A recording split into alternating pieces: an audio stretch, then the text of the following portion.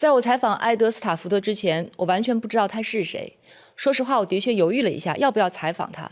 原因完全在于因为我跟他非常不一样。我不要说野外生存，我连户外运动都很少参加。我怕因为我的原因，由于我对嘉宾所处的领域我完全不了解，我没有兴趣，而无法对嘉宾产生真正的好奇。而真正的好奇对于采访、对于提问至关重要。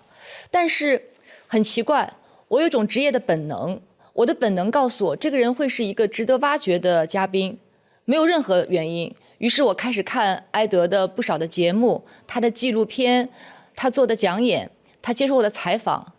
果然如我所想，我觉得应该跟他聊一聊。还有一点，他有一种很可贵的、谦卑的、平等的和世界和环境相处的态度，这是我非常欣赏的一点。于是我们在北京见面了。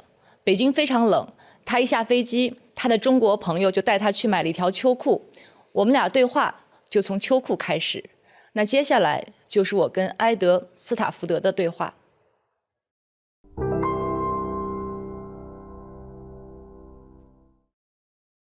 Hello， 你好。Hi, nice to meet you. How you doing? I'm good. Thank you. Very excited you're here. I'm excited too. You've been described to me as the Chinese Oprah. Oh, I'm really flattered. Thank you. Thank you. So how long are you going to be staying in China this time? I'm here. We leave Beijing tomorrow. I can't remember the name of the town that we're going to, but it's about 2 hours on the train. I heard you were going to Shanxi Datong, right? Possibly. Yes. Okay. And then we're there for about 3 days. And then I'm going to Shanghai. Okay. And then I've got a little film shoot in Thailand on the way home. And then should get home for Christmas. See the family in Costa Rica. Okay. I heard that as soon as you arrived in Beijing, you went and bought yourself a pair of long johns. It's cold. I live in the jungle where it's sweaty all the time and and hot. And it's cold here. I wasn't expecting it. So you have them on right now? No, I haven't got them on now. I wish I had those. It's cold in here. Okay, long johns, a pair of long johns, 秋裤, are absolutely essential to people who live in Beijing. 秋裤. 秋裤. 秋裤. 秋裤, yeah. Okay. So it seems to me that now your career is sort of based or focused in China, right? It's not so much that it's focused in China, but it has, well, a little bit more than it was in the past. Yeah, it's the honest truth is that the world of television is struggling at the moment. And some countries are struggling less than other countries, and China's doing pretty well. And so I think, if I'm very honest, my career could have ended, certainly on television, about 5 years ago. But China was still commissioning, and I was lucky enough to have a supportive team within the Discovery Group who were part of the Chinese Discovery Group. And then latterly this relationship with Bilibili as well. And so thanks to China, my career is still going. And the programs still get transmitted all around the world. And nobody back home knows there's any different, but it's only because of China that I'm still doing this stuff. So. You have a very large following in China. I know, it's weird, isn't it? I never really understand why it is, but I just get flattered every time I come to China. Everyone says such lovely things. Yeah. And actually, along the way, UK has produced many very great TV shows. The Weakest Link. Do you remember that? Yeah, I do, with Anne Diamond, yeah. Actually, I did one episode of the Chinese version of The Weakest Link, yeah. As the host? Yes. Cool. Yes, but only 1 or 2 episodes. Did you have to be really stern? Yes, and I had to do sort of wink my eyes, and that I could never do, That's a great program. Yeah. Well, actually, I've sort of become a little bit of an Ed Stafford expert these days. I watch a lot of your shows. Apologies and your TED Talk. Oh, right, okay. That was a while ago. Some of the interviews you did along the way. And actually, I wrote down a little bit of note I'd like to share with you because I'm really interested. Just a little bit something. Okay. Some of the things you ate along the way, okay?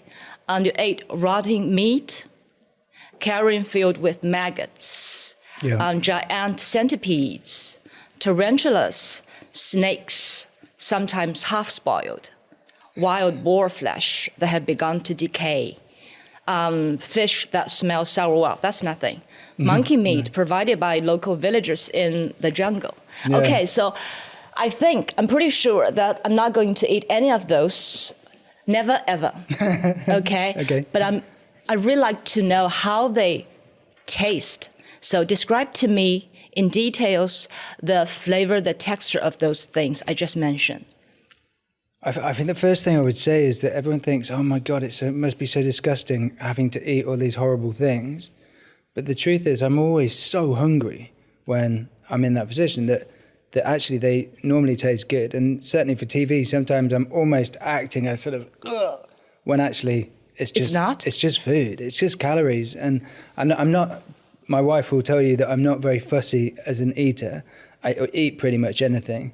And like the concept of, I don't know, pulling the legs off a grasshopper and putting it in my mouth, I'm not bothered about that sort of stuff at all. Do you have to close your eyes or not look at them? No. No? No. Okay, so it didn't bother you at all? It doesn't bother me in the slightest, no. But I mean, China is renowned, much more so than my country, for eating more, for example, of more of the animals. So like you'll eat lots of the intestines and stuff like that, whereas although our you British people do the same. Haggis. We did back in the day, but nobody eats haggis. Really? Tourists eat haggis. Nobody eats haggis anymore. I mean, very, very few hardcore Scottish people, maybe. Uh-huh. But my grandmother would have eaten tripe, but my parents' generation didn't, and certainly our generation didn't, and the modern kids would run a mile from it. So I genuinely am surprised that anyone even bats an eyelid here about the stuff that I eat, because, you know, compared to sort of Western palates, I guess, like China is looked upon as the country that eats everything, you know. But, you know, we cook them properly. Yeah. With all kinds of ingredients, spices, stuff like that. That's true. Not like you. So, no, I tend to... So take one thing, for instance, and tell me the texture and the flavor of it, because I'm really curious about it. Okay. Tadpoles. If you think about what a tadpole is, it's just a sack full of guts, basically, isn't it? Yeah. Yeah, and guts are full of poo. And so they taste really sharp. It's like a wet sack of very sharp tasting... Taste sharp? Sharp, like... you know, if you leave orange juice in the fridge too long and you sip it and it's like, oh, that's sharp. Okay. One of the most revolting flavors that I can possibly imagine. Okay. Tadpole, just bags of poo, basically. And of all the foods I just mentioned, which one is the most delicious to you at that time? Of all the weird ones, I think giant armadillo has been my favorite. I walked into a village. I didn't kill the armadillo. They're endangered, I think. But it was killed by a tribe, and I walked into the tribe and they'd smoked this armadillo meat. And so I bought half an armadillo and ate that for, you know, a couple of weeks, I think. And we had a decent amount of it, but the most beautiful, tender smoked meat that I could possibly describe, literally melted in your mouth.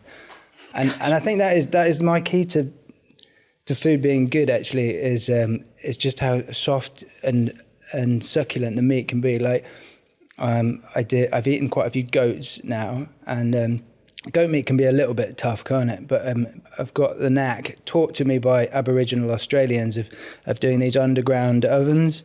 And if you get it right and you sort of dig out a hole, put stones in the hole, make a huge fire on it, superheat the stones, then put the legs just straight on the stones, cover it in leaves, cover it in earth, leave it for about 4.5 hours, then you can... Yeah, your granny could eat it without any teeth. It's amazing.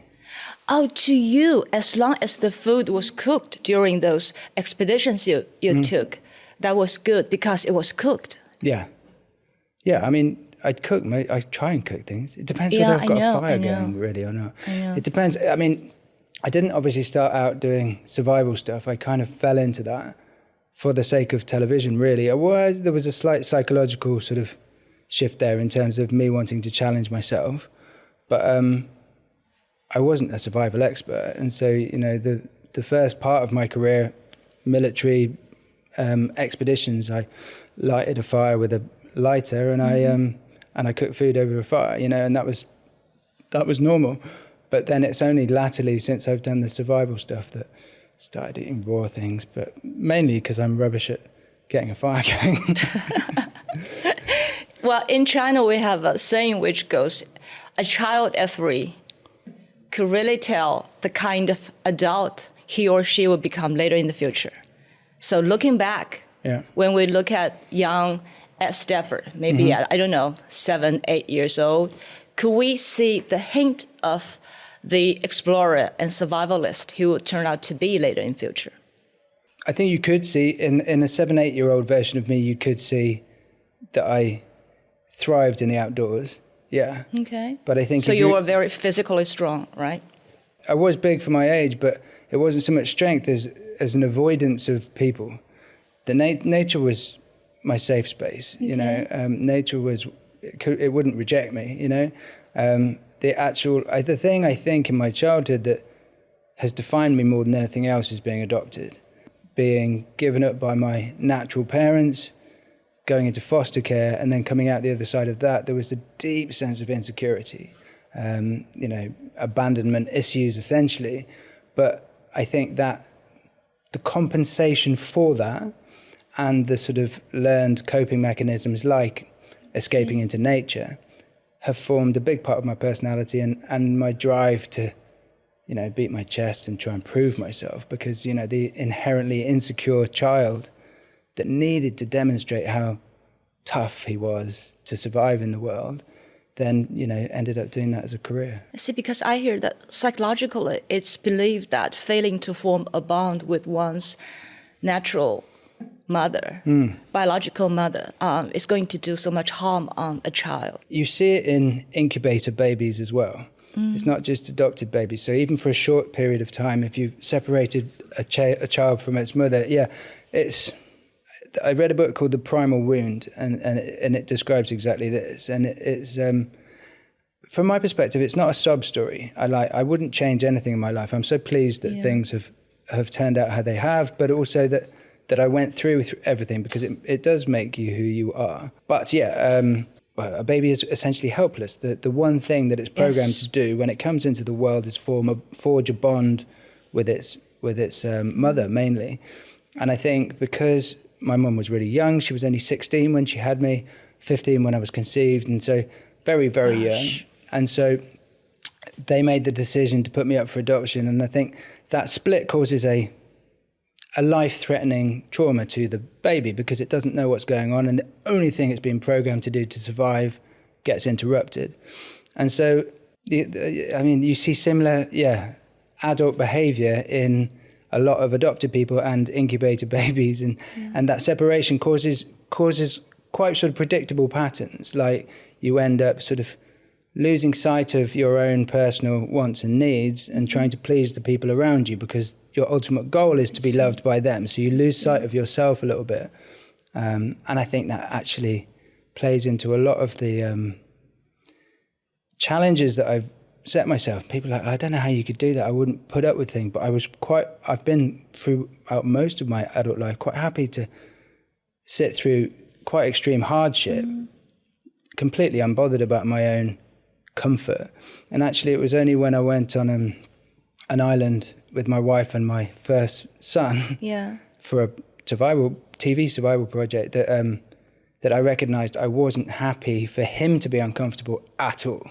I suddenly, whereas I would have, to get the footage for the TV, I would have stayed up all night. I would have, worked every hour of the day. I needed him to rest. I needed him to be comfortable. And it suddenly made me realize how lacking in that kind of love I was for myself. I see. I can relate to that a little bit, because I myself, my parents divorced with each other when I was 11, 12 years ago. Okay. That was a very crucial age for a girl, because I was old enough to know everything, but I was still so young to control my life. So very vulnerable, very powerless, that kind of thing, very insecure. Yeah, I think there's very few kids that grow up without something quite dramatic and traumatizing. People, they talk about big T and little t trauma, and it doesn't have to be the big ones. It doesn't have to be an alcoholic parent. It doesn't have to be abuse. it's just how the baby or the child interprets it, and then adapts its behavior in order to cope at the time, but then how that behavior then carries on into adulthood that just isn't beneficial anymore. It's just outdated programming. Exactly. And how old were you when you were adopted by your parents? 8 weeks. It was all very early on in my life. Oh. So it was from a baby to 8 weeks old. And I was in foster care for the first 8 weeks of my life. And when I turned up with my mum and dad in Leicestershire, I was fat because apparently I didn't stop crying the whole time. I was just crying. And the foster mother just gave me Weetabix. It's this cereal that we have in the UK. But huge bowls of Weetabix. And obviously you shouldn't really give a baby solid food at the beginning, but she just stuffed me full of solid food because it quietened me down. But she got sacked from her job because of that. But yeah, as a result, I was an enormously fat 8-week-old baby. Gosh. Yeah, it's funny talking about that sort of period because I spent my life kind of trying to demonstrate how tough I am. And I say that now with a kind of self-awareness of the ridiculousness of it. And yet I still find it, I don't know, slightly awkward talking about it in public because you're talking, well, grow up. You're a man. This happened to you when you were a baby. You couldn't even remember it. This has nothing to do with your life now. And yet I firmly believe it does. Yes. I really do. I think the makings of your whole character start from super young, much younger than people realize. And so I do think it's relevant. And even things like when I did get adopted into a middle-class family in Leicestershire, they listened to my dad's mum, my granny, who said that, when he cries, leave him down the bottom of the garden and just until he stops crying. So you've got this traumatized baby that's come in from being adopted, but rather than compensating by giving it lots of love, their plan was just shove it down the bottom of the garden. And I think I just sort of learned to shut up and realize that nobody was coming and that I had to face the world on my own. And I think that also, the combination of the two, because I'd been adopted, then just being left at the bottom of the garden and this sort of cry it out concept of getting babies to stop crying, I think reinforced the trauma. Yeah. That was harsh. Yeah. So you had always known that you were adopted by your parents, right? Yeah, I have. I've always felt that was a good thing. I was pleased that they'd always... To know that. Yeah, because it was never a shock. It was never like they lied to me or anything like that. How did they tell you, just to ease things in? As far as I can remember back, I've always known. So they obviously told me at an age where it didn't mean anything and then talked about it enough that it just was always an understanding that I wasn't their natural child. But that didn't... the bond that I had with both my adopted parents was as if they were my parents, really. And I love them both to bits. Still, my mum's still alive, still love her to bits. But I've latterly come to think that it did potentially, knowing the whole time, did set me up for a sort of repercussion psychologically, that I always knew that I'd been given up at birth, and therefore I think that did have an effect on a child who was immature and emotionally not developed enough to handle the fact that he'd been adopted. Yeah. Although I thought it was a good thing, I think potentially it could have made things worse, actually. Did you hate your biological parents, or hate is too much of a word? I didn't hate them. I had an intrigue to... Intrigued? I was intrigued to know who they were. I was happy. I thought, I've been adopted, but I was lucky. I got adopted into a really loving family. I loved my mum and dad. I had an adopted sister, so not blood related to me or my parents, but we both got adopted by this couple in Leicestershire. As I started to have, as sort of behavioural things started to poke their head up, in terms of getting into trouble at school and stuff, and having I would say a rage started to build inside me. I did realise that something was going on, but I didn't attribute it to being adopted at the time. You said you were very volatile. That's the word you used to describe your childhood and teenage years, right? So a boy with lots of temper, that kind of thing? Yeah, there's an African proverb, I think it is, that said the child that doesn't feel love of the village will burn it down to feel its warmth. And I think that resonated hugely when I heard it for the first time. And there was a destructive rage within me. Yeah, I just didn't know why, but yeah, that I could smash every wall down. That's real, or that's just a metaphor when you say smash things? Well, it was a metaphor, but I have smashed a lot of things. Like what? Like what? Well, okay, it started quite innocently. Like I remember being at Scouts at the age of, say, 8, and there being a big pile of firewood, and they said, "Ed, here's an axe. We need you to chop that firewood." And by the time I'd finished chopping the whole pile, which is the size of a small car, it was a huge pile of firewood, I did the whole thing in about 20 minutes.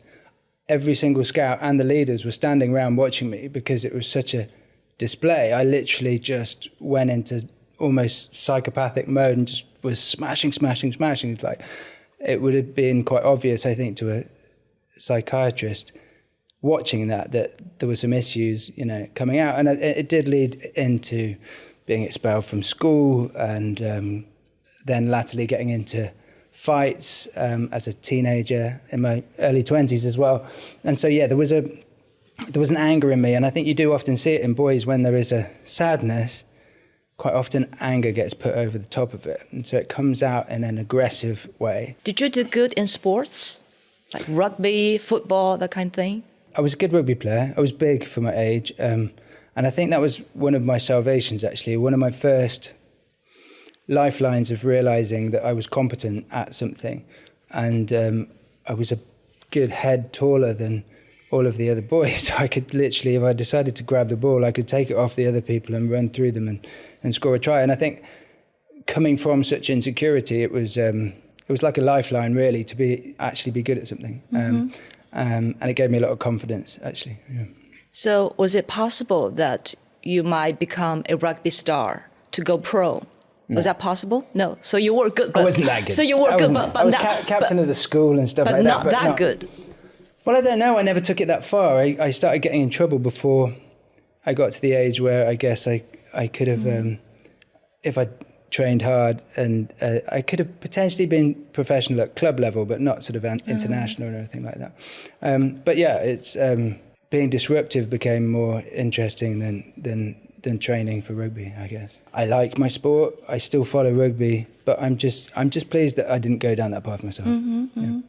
And growing up in Britain, because Britain has a long tradition of expeditions, explorers, so that must have had a huge impact on you. It's funny, since I've entered this world, I've read a lot about explorers, but going back, no, I think your earlier focus on sport was actually more of my influence as a child. I don't think I entered this world because of having heroes who were explorers. I stumbled into it post-military as something that was more interesting than going and working in the city and becoming a stockbroker, which is my original plan after leaving the military. Was that a possibility for you? Yeah, it was. I mean, I started doing a certificate in securities, which is the kind of exam that you need to become a stockbroker, and I was reading the Financial Times every day and networking with all these men who were working in the city, and I when you read an article that you're not really interested in and you get to the bottom and you haven't taken a word of it in, so I was having to read them about 3 times and then essentially recognized that not only was it when did I leave? 2002. Okay. So there was a financial downturn. Everyone was struggling to keep their own jobs, but so I couldn't get a job, I think was the honest truth of it. Not that I decided not to, but I'm very glad that there was that I went down the route that I did, because it avoided, potentially another career which wouldn't have allowed me to become the person that I have become now. Yeah. But I thought you majored in geography. I did. In college. That was because geography was 7 hours a week of lectures, and I started doing mechanical engineering for a day, and that was 35 hours a week. And at the end of the first day, they said, has anyone got any questions? So I put my hand up and I said, how do you change off this course? And everyone laughed. That had nothing to do with wanting to be an explorer. Although latterly it ended up being something that was a useful degree to have. Yes. You know, I'm not being superstitious or anything, but I do believe in fate or something, you know, it's meant to be. Yeah, I do believe How in fate. perfect can it be? You major in geography and you had your training in the military. And that all comes together to make you the perfect guy to be an explorer and survivalist. I've never thought of it that way, actually. But yeah, you're right. I do believe in fate as well. I just think it gave me the skills, and therefore this opened up as an option to me. Not many people, I guess, would even register, oh, I'm going to go and lead an expedition. Like it's not really on many people's, you know, career path. Okay. That's where they're going to go. But yeah, you're right. It was on mine because I had that skill set, I guess. Yeah. So your first plan was to become a stockbroker, to make big money, right? It's a cliche. Ex-British Army officers are normally quite arrogant. They're normally, you know, so they've got the confidence, they can make decisions, and so they do well in the city, where you have to make snap decisions very quickly, and they've got to be uber confident, and they do well. I'd assumed that was, you know, I didn't really know myself in the military. I think this is why I'm not really embarrassed of the fact that these were years where I wasn't making conscious decisions based on a real life goal.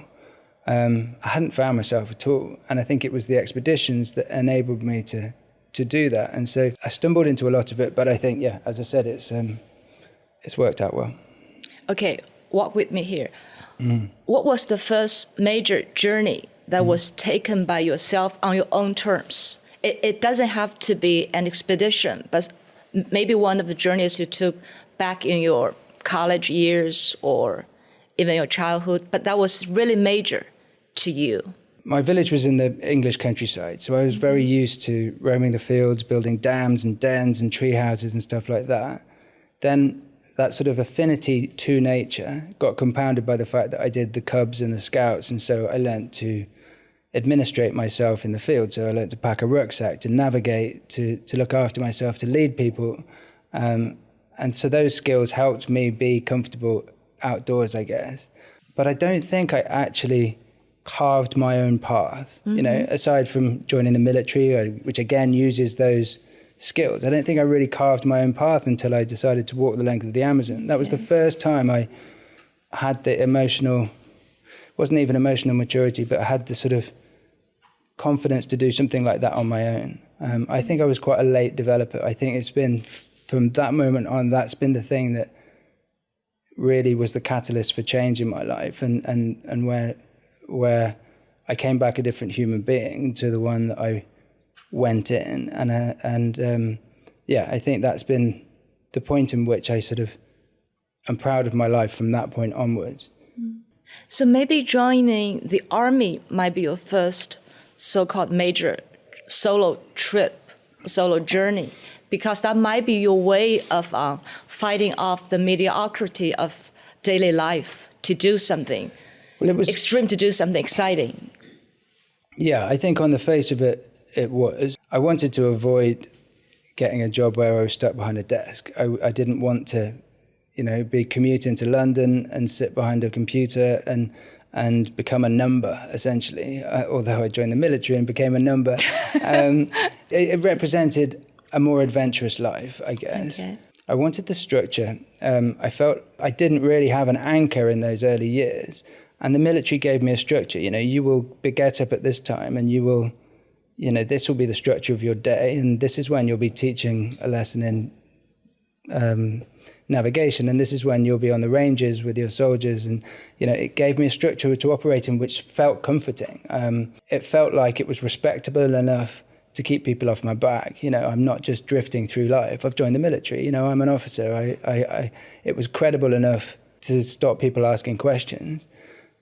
But it wasn't it wasn't me, and I don't think I was terribly good at it, if I'm honest, either, because I hadn't really developed that confidence yet to be a very good officer. I wasn't inspirational, for example. I think if I was given the same jobs as a platoon commander now, I could really inspire the soldiers and lead them well. I have that sort of innate confidence due to the experiences I've had since, but at the time I was, taking shortcuts, and I remember getting reviews. You get sort of reports at the end of the year from your commanding officer, and they were pretty damning, to be honest. They were I remember saying to him, I'm gonna leave on the first day I'm allowed to leave, which was 4 years after starting the military, and he said, yeah, that's probably a good idea. He literally did. Did you ever get promoted? Yeah, I left as a captain. Good. But just now you mentioned something I find very interesting. You need to be restrained, to be given a routine to feel some kind of comfort, and to feel free. Yeah, because I didn't have any self-direction at the time. I didn't really know who I was. I think this is why I had to reference the adoption thing. The adoption thing was so significant in my life that I gave up my own wants and needs. So I didn't really know who I was. It gave me structure because I didn't know what I wanted to do. Yeah. And you once said that before you walked the Amazon, that was before 2008, you sort of made people around you uneasy all the time. And afterwards, you would keep apologizing to them. I'm sorry. It's because I kept getting into trouble. Yeah, alcohol had been my vice for years. And beer or what? Well, mostly beer, but anything. And on a big night out, everything. And I got myself into trouble time and time again. I would get into fights. I've been arrested by the police a number of times. I would disgrace myself at weddings, punch father. Weddings? Yeah, punch people in the face at weddings. In someone else's wedding? Yeah. Oh, gosh. Yeah. No, disgraceful behaviour. And part of walking the Amazon was an escape from shame, actually, of the trouble that I would get myself into. So it really was, when I say it was life-changing, it took me away from being a volatile hand grenade who had no sense of who he was, and it suddenly stripped me. It was like being reborn. I've got to say, it was. I was stripped of my confidence, first of all, in the Amazon. I might have been a captain in the military, but you walk the length of the Amazon, no one cares or knows what rank you were. No one's saluting you, and you're stripped back to the absolute basics. And I think there was certainly times during that expedition in the first year when we were going through Peru, where when I wrote the book, I went through all of the journals that I'd written by hand in my hammock, and a lot of them were smudged because of my tears in the hammock. I was a mess for that first year, but it was good that the expedition broke me down, because then just little things started to happen. Like I could walk across a fallen tree over a river and not fall off for the first time, and I could sharpen my machete in a way that actually made it stay sharp all day, and my confidence started to regrow, but based on such small things. It was the first time I actually developed an inner sense of self-esteem and self-confidence, but it was not based anymore on what other people thought of me. It was based on my own understanding of being competent at something, and I think therefore it was a rebuild. It took the lid off all sorts of psychological things in terms of a lot of time alone, but it was the beginnings of the new version of me, certainly. Okay, so speaking of those tears, when you shed those tears, was it because of sadness, loneliness, or just sheer happiness? It wasn't sheer happiness, that's for sure.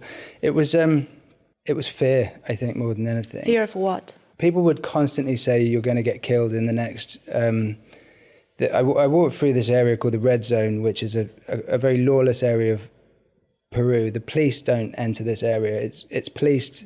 The whole area is full of the drugs traffickers. I watched that episode. Yeah. And so, literally every single piece of advice when you leave a community is you can't go the way you're going because they'll kill you in the next place. And so you've got this constant paranoia or fear. And I latterly do think, looking back, that they were being a bit melodramatic because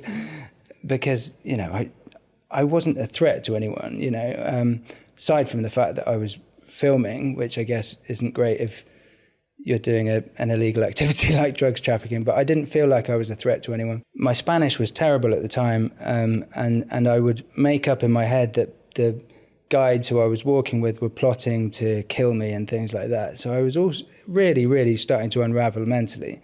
And I think, therefore, I hadn't seen anyone that I loved or that was close to me for 6, 7, 8 months by this point. And so I felt very alone. And I think, I'd put myself in a position where I wasn't going to give up. I felt miserable. It felt like a prison sentence, a stubbornness within me that just wouldn't let myself give up. And my dad always used to say, if you're going to start something, you need to see it through to the end. And that very much stuck with me. And I think it would have been embarrassing to go home, and so I wouldn't let myself go home. I needed to prove to myself it was so important. It was like my whole identity was riding on it. I needed to prove to myself that I could do this.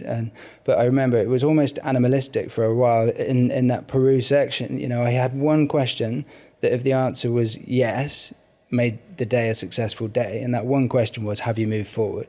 It wasn't, are you happy? Or, have you had a nice day? Or have you eaten well? It was just like, physically, have you physically moved forward? If the answer was yes, that's fine.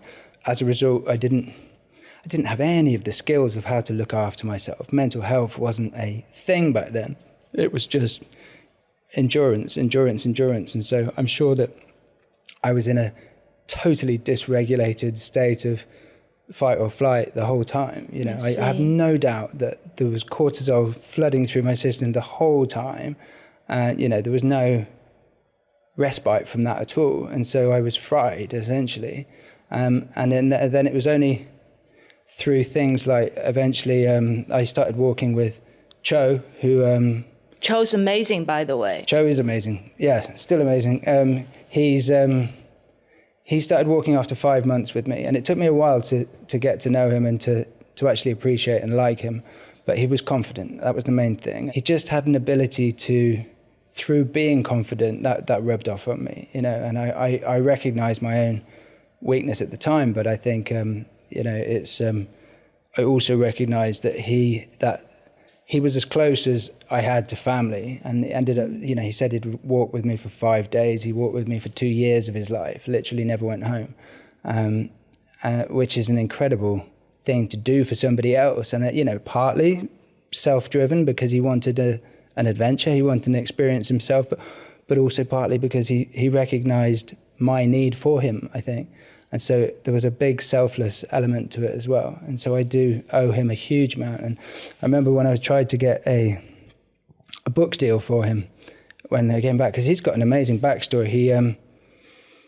He lived through the time of the Shining Path, the communist guerrillas, and I think about the age of 11, he had to go up into the mountains. The Shining Path had attacked his town. His mum and dad were in the town, but he lived up in the mountains on his own. And he could hear all the gunshots and explosions going off, but he survived on his own up in the mountains. He also... How old was he then? 11. Oh, gosh. Yeah, I know. And he also burnt himself. He spilt kerosene, I think it was, over his lap and set a light to himself when he was about 13 now. And burnt himself so severely that he had to have skin grafts put on both thighs. Was told he'd never walk again. He was in a sort of jungle hospital, a very poor one, without much facilities, and his skin grafts started getting gangrenous. So he then had an uncle, I think, who took him up to Cuzco, where the air was clearer and it was up at altitude and less humidity, importantly. And then it put him in a clinic there, a rehabilitation clinic, and eventually his legs healed. I think it took him 11 months to walk again. And then he ended up being the person who walked with me the length of the Amazon. So he told he would never walk again, took 11 months to heal, and then saw so much strength, I think, through going through that at such an early age. And he was also so wise. He would have this expression when I would be tying myself in knots. And, for example, we'd run out of food and I would go to bed and I would obsess about certain cakes that you can buy in England called Mr. Kipling's French Fancies. And I would think about them so much, and it sounds comical, but that it would stop me sleeping. So I'd then you know, when you can sort of tell it's going to get light again and you know you've not slept and you think, I'm not going to be able to even face the next day. And Cho would look at me as if I was completely crazy. And he had this expression which was cuando hay, cuando no hay, which meant when there is, and when there isn't, there isn't. Cuando. That's the only Spanish word I know. Is it? Yeah, cuando. Because there's a song. Oh, is it? Right, yeah. Okay. And at first I was annoyed by it because I thought that's obvious. When there is, when there isn't. But it was all about this time when he'd spent up in the mountains when the Shining Path attacked. He recognized as an 11-year-old there was no point in focusing on the things that he didn't have because he didn't have them and he was just wasting energy. And he just recognized it was literally his own innate wisdom that he had to accept the way things were. And then if he was neutral, he could then move forward positively. And you know, he was teaching me stuff that he'd learned as a kid. So people like Cho really put things into perspective for you, you know, to look at things differently. I think so. I mean, I love my dad. My dad died when I was just starting to join the military, my adopted dad, I say. Okay. But I don't think he was... You know, you've got some parents who will literally tell their child, you should behave like this is good, this is bad, this, you know. He didn't really do that. The thing about not giving up was the one thing I do remember him saying, but I don't feel like I had a very strong sort of male role model in my life. He'd had cancer quite a few times, like 5 times, I think, by the time he died. And so he was physically quite frail.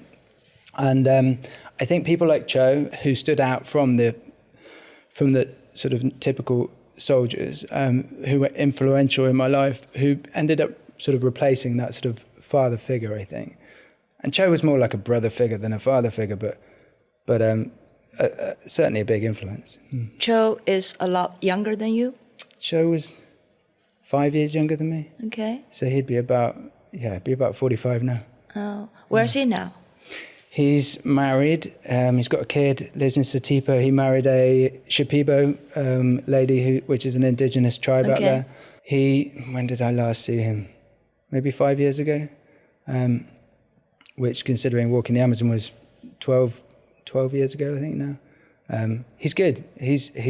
I wanted to help him enjoy the same sort of life-changing effects that I had from walking the Amazon. And I, for example, I started the story, I don't know why I didn't finish it.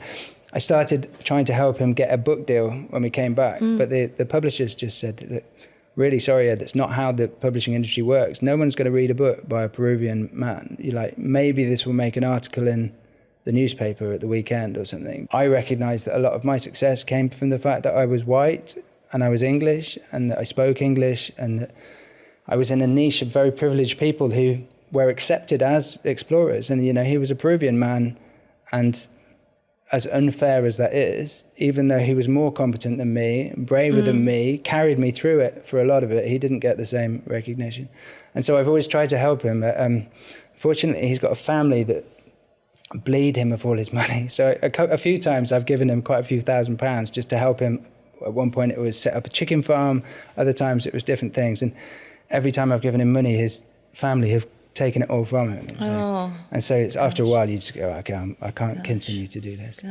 But yeah, you can't fix other people's families and other people's lives from afar anyway, can you? But he came over to England after walking the Amazon and lived with my mum up in Leicestershire for about 6 months and played rugby for my local rugby team. And he became like a brother to me. I certainly didn't treat him like a lot of British explorers would have treated their guides, I think. He was my equal. We walked the Amazon together as equals, really. He actually spent a few months living with your family. Yeah, because I lived in London. He was living up in Leicestershire, so I'd go up on the weekend and see him. But the guys who were my friends who he played rugby with would they'd take it in turns to drive to my mum's house, pick up Cho because he couldn't drive, take him to rugby, then take him out afterwards, and they looked after him, and then one of them would drop him back at the end of the night. He was very happy, but his visa ran out, so he went home, and then he got caught up in the sort of politics of home and stayed back there. Because we Chinese believe that you cannot give someone money because you're not supposed to give them a fish. Instead, you can give them fishnet to teach them how to fish. It's funny, he was competent in so many ways and wise in so many ways. And yet outside of the jungle, it didn't translate quite the same. I see. I remember I paid for him to do an English language course in Lima so that he could get on a study course in England, but he had to get his English up to a certain level. And unfortunately, he just, with the money that I gave to support him to buy books and stuff, he was getting drunk and he didn't have the same wisdom outside of the jungle that he did in the jungle. It was, and again, there was me sort of thinking naively that, he didn't necessarily wanted to be lifted out of his life. He didn't necessarily. I think that was my dream, not his. Exactly. But how did you come up with this idea? One day I'm going to walk the entire length of Amazon. How did you choose one route or one particular destination?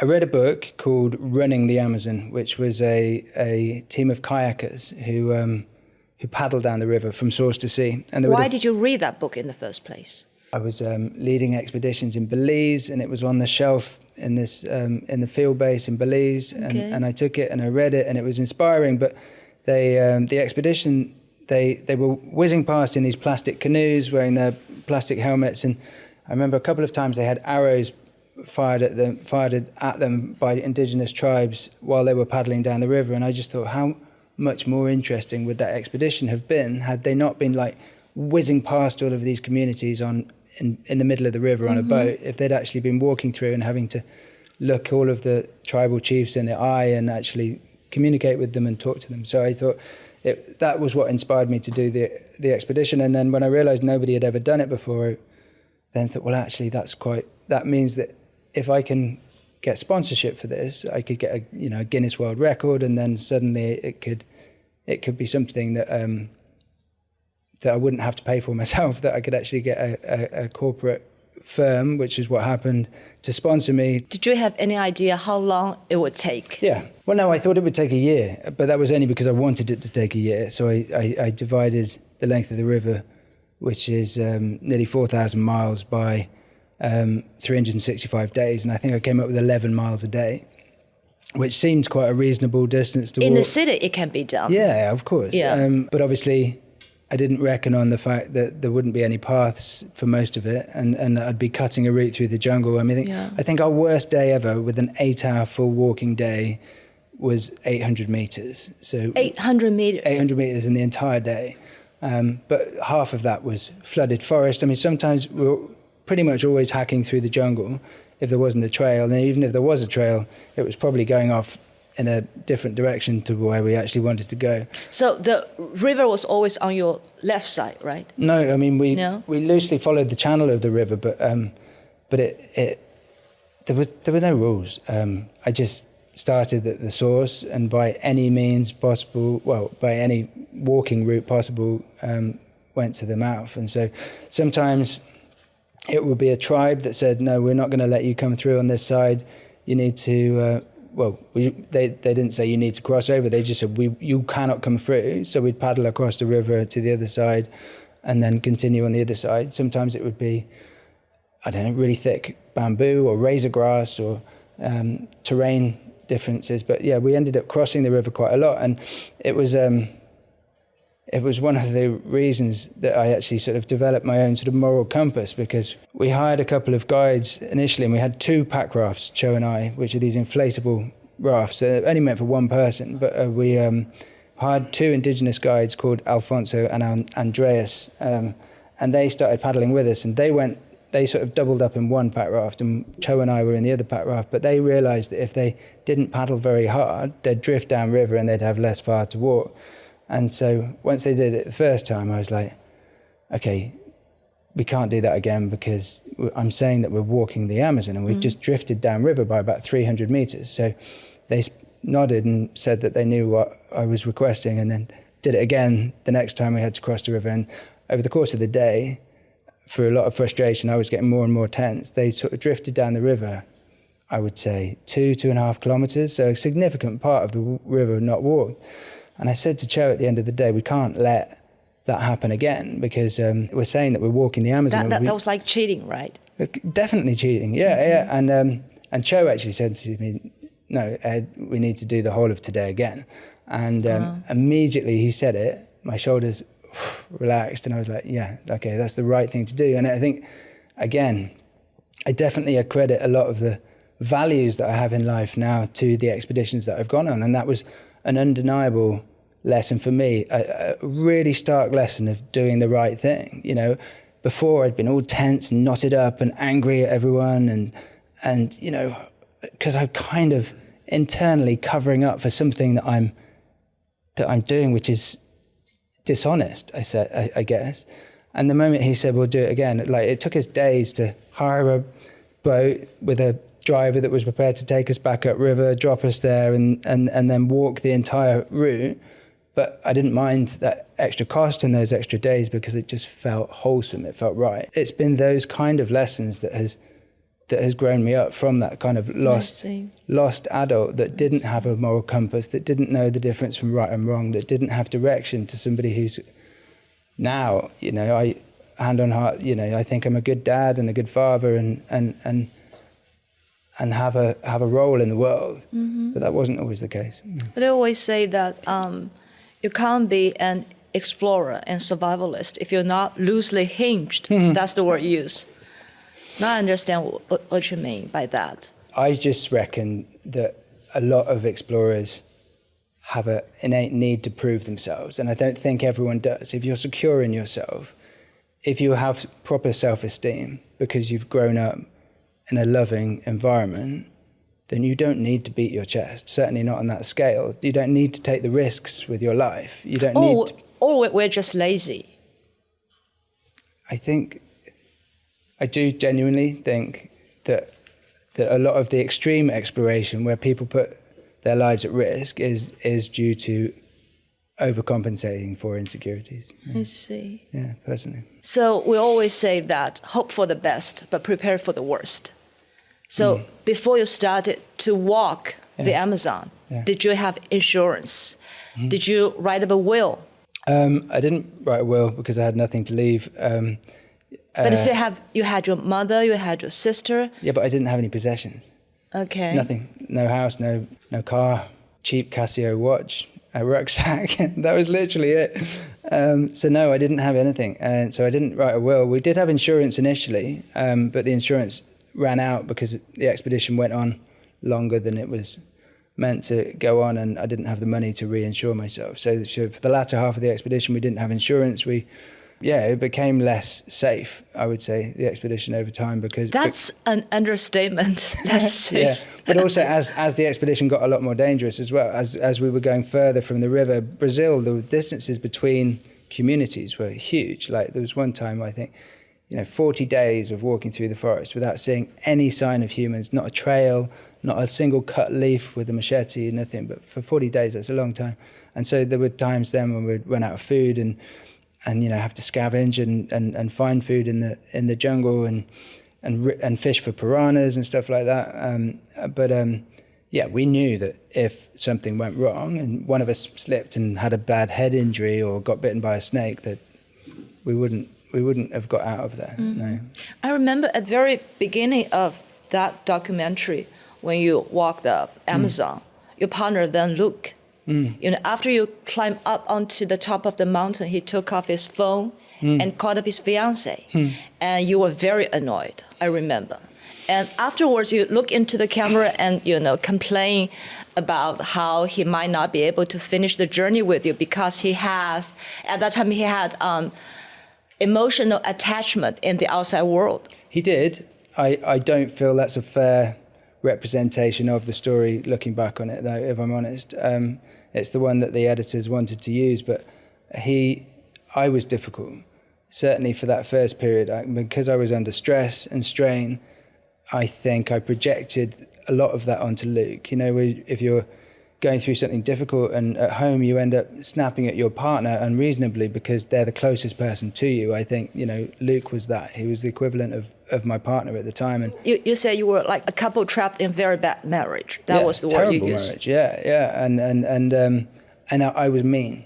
I think I was more intellectually intelligent than him. When you just have the upper hand in terms of sort of mental stuff, and you can be cruel just by the slightest tone of voice or slightly undermining somebody or just being that little chink in their armor. I see. And I think he started to unravel because of that meanness, and I'm not proud of it. And I think it was one of those things in the documentary that it was almost too subtle to have any, TV doesn't work unless you've actually got evidence of it.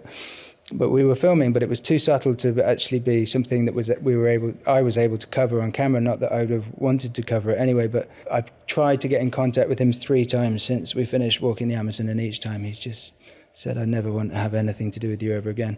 And I think that's sad. So I was, yeah. And I'm not proud of it at all, but it was a different human being back then that didn't understand.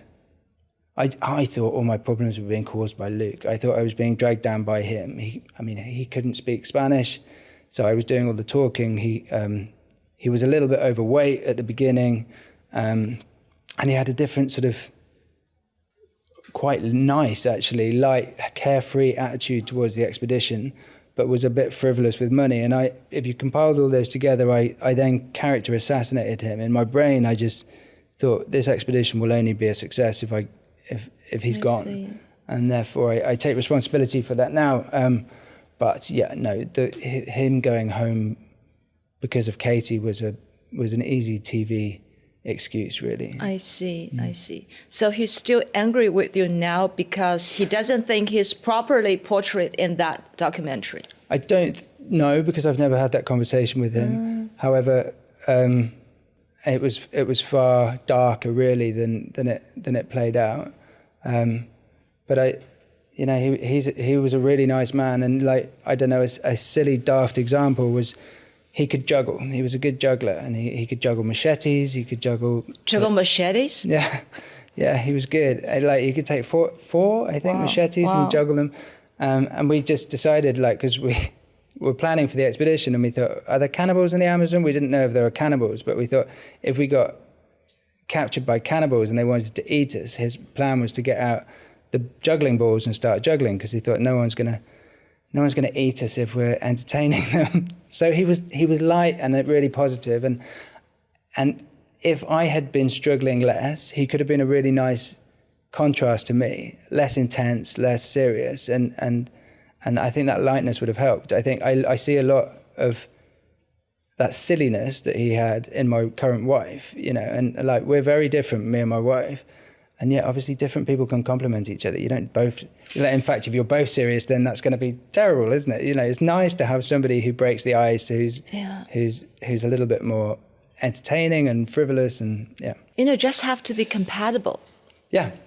Either in marriage or in a friendship, or when the two of you walk the Amazon together. It was back in the day where this was all about ego. This was all about identity, and I think that fragile ego that I had felt threatened by Luke. If we'd done it together, it would have been 2 mates walk down the river, and I could see it turning out differently than if one person heroically did it on his own. And I think therefore. Yeah, again, not proud of it, but I think, that sort of lack of support for him was akin to wanting him gone, really.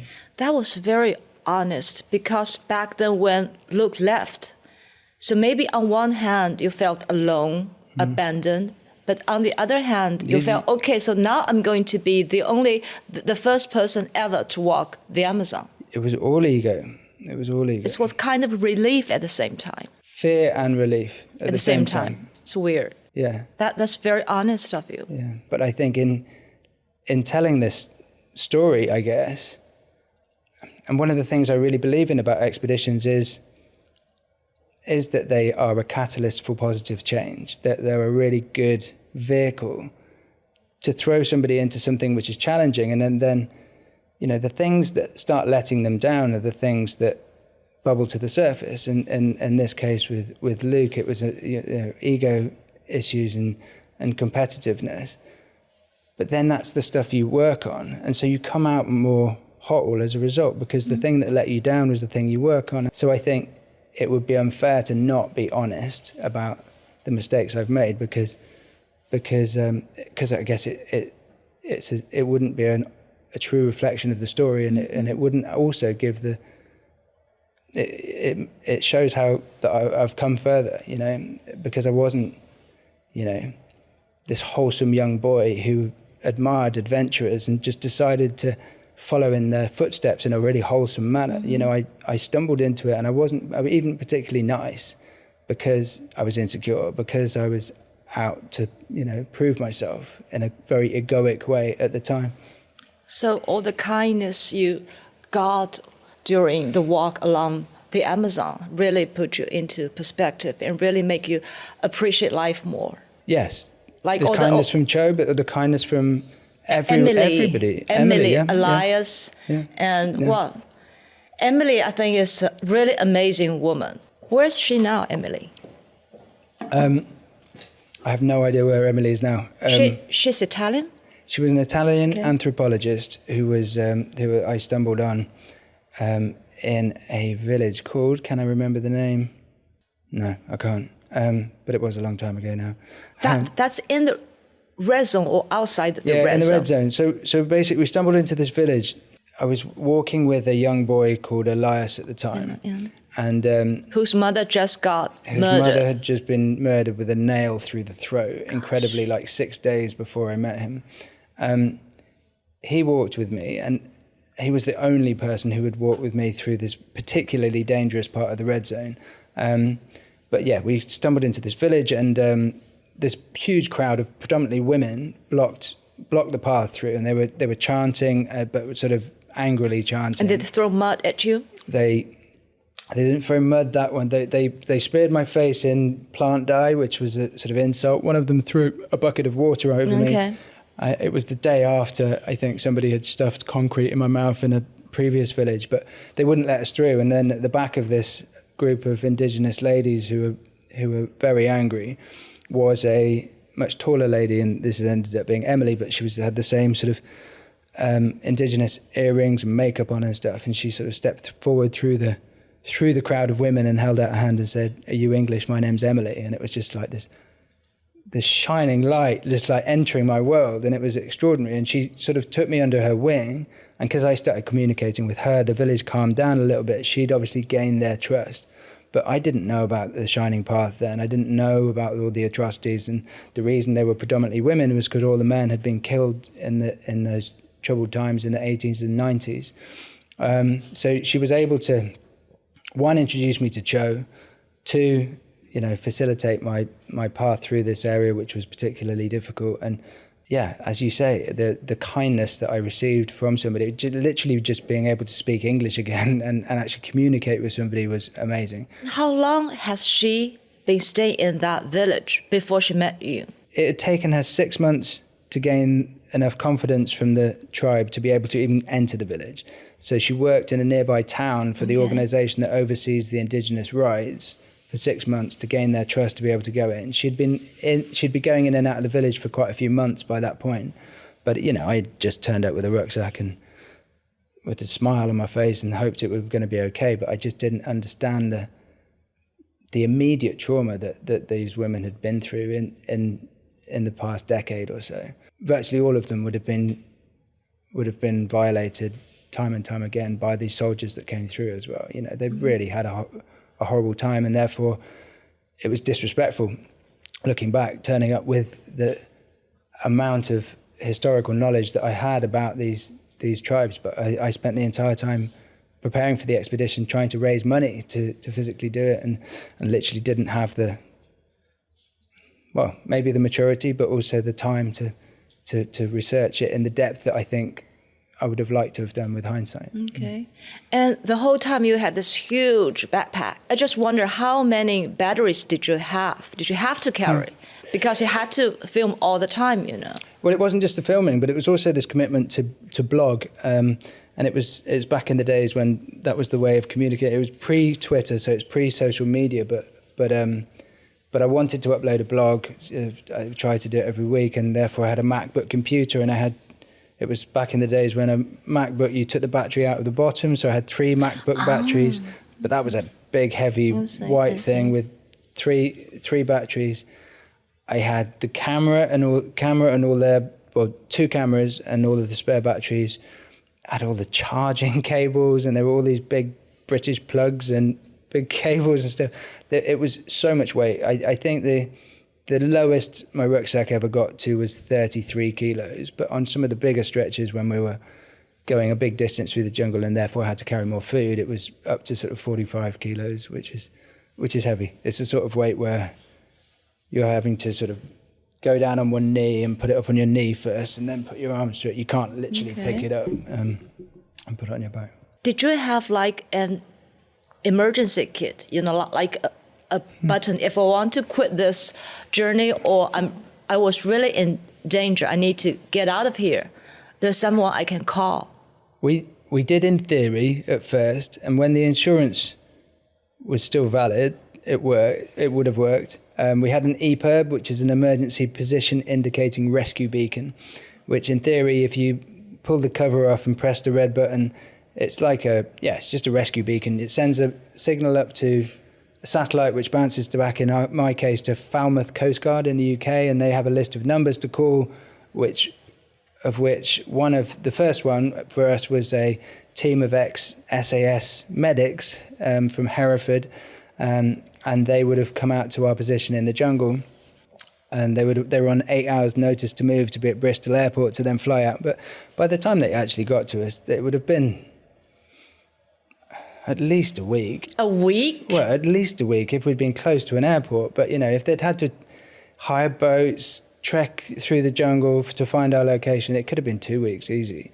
And, so in theory, we had this thing, you could press the button, but, it's not like a helicopter. It's useless, basically. Yeah, essentially useless. And then when the insurance ran out, it was completely useless because no one would have paid for them to go anywhere. So we were just carrying around a big lump of plastic. It was, to summarize that, I wouldn't have done that expedition today with a wife and children. I was young, Cho was young, we had no responsibilities, we had nobody that was a dependent upon us, and therefore we took risks that I just would not take today. Risk assessments about certain legs of the journey that just came out, if you were to do a proper risk assessment, as unacceptable. We just grinned at each other and went, let's go. So is it fair to say at that time, if death had to be a choice, you don't like it, but you wouldn't mind? It was Cho's expression, but it was the sentiment of both of us. He said, "Si morimos, morimos." What does it mean? If we die, we die. And because we were getting threats on a daily basis, and they came across like threats, but they were warnings. The people that we asked if it was safe to go through, they would warn us, you can't go through that tribe, they'll kill you. And we could have tied ourselves in knots so much about it. We could have, we just had to become almost flippant about our life. And when, it's a very strange situation when somebody's terrified of you and that you're unarmed, you're completely non-threatening, you're just a tourist essentially with a rucksack on, and yet you're creating so much fear by literally being there, partly because of the trauma that the people that you're walking through their land have experienced in recent years. That it was a risky period, and definitely the most dangerous part of walking the Amazon was the people. I think it was, we were closer to being killed by people than by jaguars or anything like that. Before you started, how much money did you have, and how much money did you think you will be needing for the entire journey? I started with, I thought the expedition was going to cost £33,000. Just a second, £33,000. Okay. £500,000 RMB, something like that. At that time, 2008, £33,000. That's like 300,000, something like that. But not a huge amount. The combination of just miscalculating, the expedition taking over twice as long as I thought it would take. In the end, I think I spent £104,000. We lost our main sponsor after about 9 months due to the financial crisis that was going on at the time. He pulled out and said he can't sponsor us anymore. And so I actually ended up putting it was before crowdfunding was a thing, but we were uploading videos and blogs to the internet, and I put a little link to a PayPal account that we'd got and asked people to donate to the expedition, and cut a video to a Coldplay soundtrack and sort of tugged on people's heartstrings and asked people to donate to the expedition because we just didn't have any money, and we'd been walking for over a year by that point, and I just thought it would be such a shame for this expedition to stop just because of money, and at the same time, in order to save money, because walking right by the river was costing us a lot of money, because we were having to stay with people and invariably they would ask for compensation for that. We're having to buy food. Sometimes when the guides who would walk with us from a village to village, they'd want to go home, but they'd want to go by boat, so we'd be paying for their fuel to get back to their village by boat, and it was all costing us money. And Cho actually said, look, we can do this cheaper, but it's going to be more dangerous. We just need to head away from the river into the jungle. And that's actually when the expedition started to get a lot more what I thought the walking the Amazon was going to be. Huge stretches of just jungle. So you had to carry lots of cash with you? Yeah, well, we did. But I mean, I think there's 6 international airports as you go down the course of the Amazon in total. So invariably, all of the towns have got ATMs. And it's not so long ago that you couldn't just go to an ATM with a Visa card and take out cash. That's dangerous, though. Yeah, a little bit dangerous, yeah. I'd carry a lot of cash in my rucksack, yeah. So at most, how much cash did you have in your pockets? I don't know, but I would be... Thousands? Hundreds. I don't think I'd ever have more than about 400 quid, 500 quid maybe. Okay. Pounds. I think with walking the Amazon, you have to understand it was literally just me trying to manage the whole thing from a laptop that I would carried in my rucksack, and having to manage sort of administrational things like the battery power on the laptop limited my time online, but also the amount of data that I had on the data package that was very limited. So it was really trying to hold a business together from a swamp in the middle of the Amazon, really, and there was no support team at all. There was a lady who was doing my PR from the UK who was lovely, who agreed to do that for free. But that was it, really. Yeah. Mm-hmm. And during those 2 years, a lot of things happened around the world. Will you be able to keep up with all those news? Because I know one piece of news really hit you hard, the death of Michael Jackson, right? I mean, I say that tongue in cheek. It was because, Michael Jackson died. And I had been a Michael Jackson fan as a child. Okay. But my sister emailed me. Like, it was the only time she'd emailed me on the whole expedition, I think. Like, so many things happened, and then Michael Jackson dies, and she emailed me to check I was okay, which obviously I was fine. But yeah, no, I mean, I didn't know often what happened. I mean, I remember coming back at the end of walking the Amazon, and everyone was walking around London following this little blue dot on their phones, but iPhones didn't exist beforehand. And so it's like I literally went in, everyone's using a Nokia, came out and everyone was using an iPhone. So it was quite a big jump technologically as well. I never used the internet really to check the news or current affairs or anything like that, just because I didn't have enough bandwidth or battery power. But considering the state of the news in modern times, that's probably not a bad thing. Quite nice to have a detox for that amount of time. Yeah. Why do you think you happen to be the very first people who ever walked the Amazon? Because it's a stupid thing to do. Well, it is. I mean, you go by boat, don't you? I mean, it's and that's what literally every single community that we passed said. Well, we don't understand. Why aren't you going by boat? And I was like, well, I've set myself this challenge to walk it on foot the whole way. And they were like, you're crazy. Obviously, I'm glad I did it. It's like. But it was a very arbitrary, it might have been a Guinness World Record in the end, but it, a funny thing, it's almost like, okay, I'm going to walk across the Sahara in flip-flops backwards. It was a funny thing to get a record for. Mm-hmm. At the beginning, nobody else thought it was possible, but I just think people got overwhelmed by the enormity of the expedition, and I just broke it down into individual days and just said to myself, which single day of walking the Amazon is impossible? And I was like, no, none of them are. But surely then if you just bolt them together, that makes it a feasible task. One of the things that really amazed me was at very first, you found 4 locations that all happen to might be the further source of the Amazon. Yeah. And I find it very interesting. There was a lot of expeditions to find the further source of the Amazon, one by the National Geographic, one by a Peruvian institution. And I think there was 2 metal crosses and 2 plaques all in different places. And it was slightly comical actually, because we thought we'd found the further source of the Amazon, and then, there's another one. So then we took more photos and, there's another one. And so in order to cover all bases, we then summited the mountain upon which those sources were. So Nevado Mizmi was the next day, and we were sort of kicking steps into the snow to get to the top of the mountain. But we then thought, okay, there's definitely no water above us now, so we can start walking.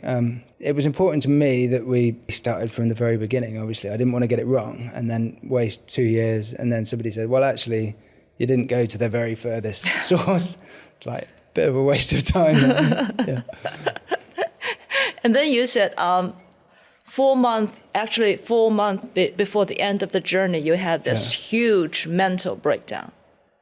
Yeah, I did. And I was quite confused at that stage, actually, that I was having a mental breakdown, because I think by 4 months until we were going to finish, I kind of knew that we were going to finish. Like, I had the confidence by that point to know that the bulk of it is done. Cho and I have gotten an amazing routine going. He loved fishing. I would collect the firewood and make the fire. We very much had found our rhythm with each other. And yet my default mood was incredibly negative. An example being, like, Cho would be 3 minutes late packing his rucksack in the morning. We say we're going to leave at 7 o'clock in the morning, for example, and it's like 7:05 or something. And I would get into this fuming mood. I was like, why is he always late? It was disproportionate to what was going on. Like, we've got 4 months of walking through the jungle. What does it matter? How could you tell it was like 3 minutes? You kept watching at your watch or something like that? Because I used to be in the military, didn't I? So I was like, he's late. And I would get so angry. And eventually, I mean, I'd try and keep it to myself, and then it would spill out, because, when you don't express your anger, it ends up coming out in just your tone of voice. And Joe could tell that I was angry at him, and it would go on for hours as well. And I didn't really understand it, because, I thought I was going to finish. I was doing something that I passionately wanted to do more than anything else in the world. Like, my entire life was about walking the Amazon at the time, and it was working. And so I ended up, there was one of my friends actually wrote me an email asking me if I was okay, because they read the blogs, and I think they could tell that my mental health was starting to slip. And they put me in contact with a neuro-linguistic programming expert. And basically I got the number of this guy who I had to use the satellite phone to call up, and we had 3 calls in the end. That was how desperate you were at that time. That was how desperate I was, because it was very unpleasant for Cho. It was very negative for me, and I was unraveling. I mean, it's not very tough explorer to acknowledge that you were unraveling in the middle of your expedition and that you needed counselling, but I really did. And he was just able to put things in perspective, really. He just said, look, you've been away from home for 2 years now. You've not seen anyone that you love for that period of time. And you're so obsessed with getting to the end that anything that stands in your way is the enemy, essentially. And he was just able to put things in perspective. And he was like, when you feel yourself spiraling into one of these negative states, he said, I want you to envisage somebody that in your life has been inspirational to you. And so I would envisage my first sergeant major, who was Mark Hale. Yeah, he was this amazing guy. He was. I joined the military just after my father died, and he was definitely the guy who inspired me and kind of filled that role. And he was a huge guy, rugby player, big scar on his face, but he had more depth than most of the soldiers. He was doing an MSc in psychology. He was a devout Christian, and he had this sort of aura of presence about him. He just commanded immediate respect. As I was spiraling into one of these childlike moods, I would just imagine him staring at me going, "Sir, what is going on here?" And I'd realise that I could never behave like that if Mark was there, or if anyone else was there, actually. It was such indulgent behaviour. And it was just enough for me to step back from myself and realise that I had got things out of perspective. And he just gave me a few of these little tricks in order to regain perspective and mean that the rest of the expedition was a little bit nicer, and it was better for Cho as well. I was a more pleasant human being after doing that. But it was the first time I'd ever had a window into any sort of psychological help, I guess. So when did you learn that Mark was killed later in an ambush in Afghanistan? I said, didn't I, that I never used the internet to check the news, and for some reason this day I did. And of all the days that I decided to use the internet for checking the news, I just threw caution to the wind, and I checked the BBC website, and it just said soldier dies in explosion, and it was Mark, and it was extraordinary. He'd obviously been the guy that I had chosen to continue to inspire me to continue in a more positive manner, and yet he was dead. And I latterly found out because I gave a talk back in Bristol, and there was a photo of Mark in the motivational talk that I gave, and just before I was about to start the talk, his daughter walked into the back of the auditorium and came and sat down, and I thought, my heart went into my mouth, and I thought, I can't take the part about Mark out of the talk because it's one of the slides. And so I gave this talk, like hoping that she didn't think that I was, capitalizing on the death of her father. But she came up at the end and gave me a massive hug and just said it was beautiful that I was speaking about him with such respect and keeping his name alive. But it turns out through talking to her that he died on the day that I'd started using him as a sort of, envisaging him. Oh, and like that, yeah, exactly. You're giving me goosebumps. He died on the same day, yeah. And so, again, considering I was quite a blunt instrument before I went into this expedition, there were so many sort of insights into the world and ways of looking at the world that I'd never really had a mind that was open to before, but I can't. There are things you cannot explain. Yeah, couldn't explain it at all. It is sort of goosebump sort of stuff. So the two of you were deployed together in Afghanistan? No, I never went to Afghanistan at that point. We were together in Northern Ireland. So we did an operational tour together. He was my sergeant major, and he'd been in the military 20 years or so, and it was my first tour. So for some reason, he took me under his wing, and he was influential because of the fact that he obviously saw something in me before I did, I think, and he gave me his time. And for that reason, he had a place in my heart, definitely. But yeah, incredibly sad that he got killed. Well, but still, after learning the death of him, his image, his spirit still kept you going. Yeah, I mean, for the rest of the 4 months. It did. I mean, I carried on using him, and I still, to this day, use Mark as an example of the kind of human that I want to be in this world.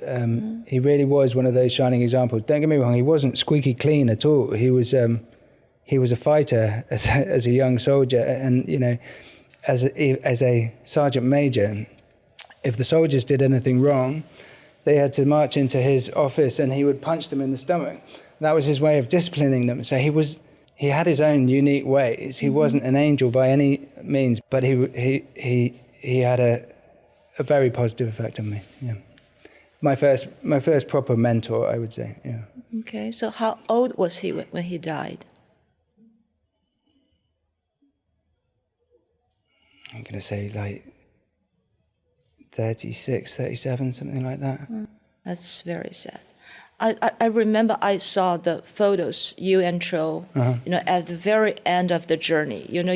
The two of you on this road, very decent road. And you said, at that time you said, the two of you could almost smell the ocean. And you were just so tired, but so happy at the same time. Tell me about that feeling, that really weird feeling. Well, we were also exhausted. Like I'd booked, for some reason I booked my flights to go home like 3 weeks before we finished. You were that confident? Well, I just wanted to go home.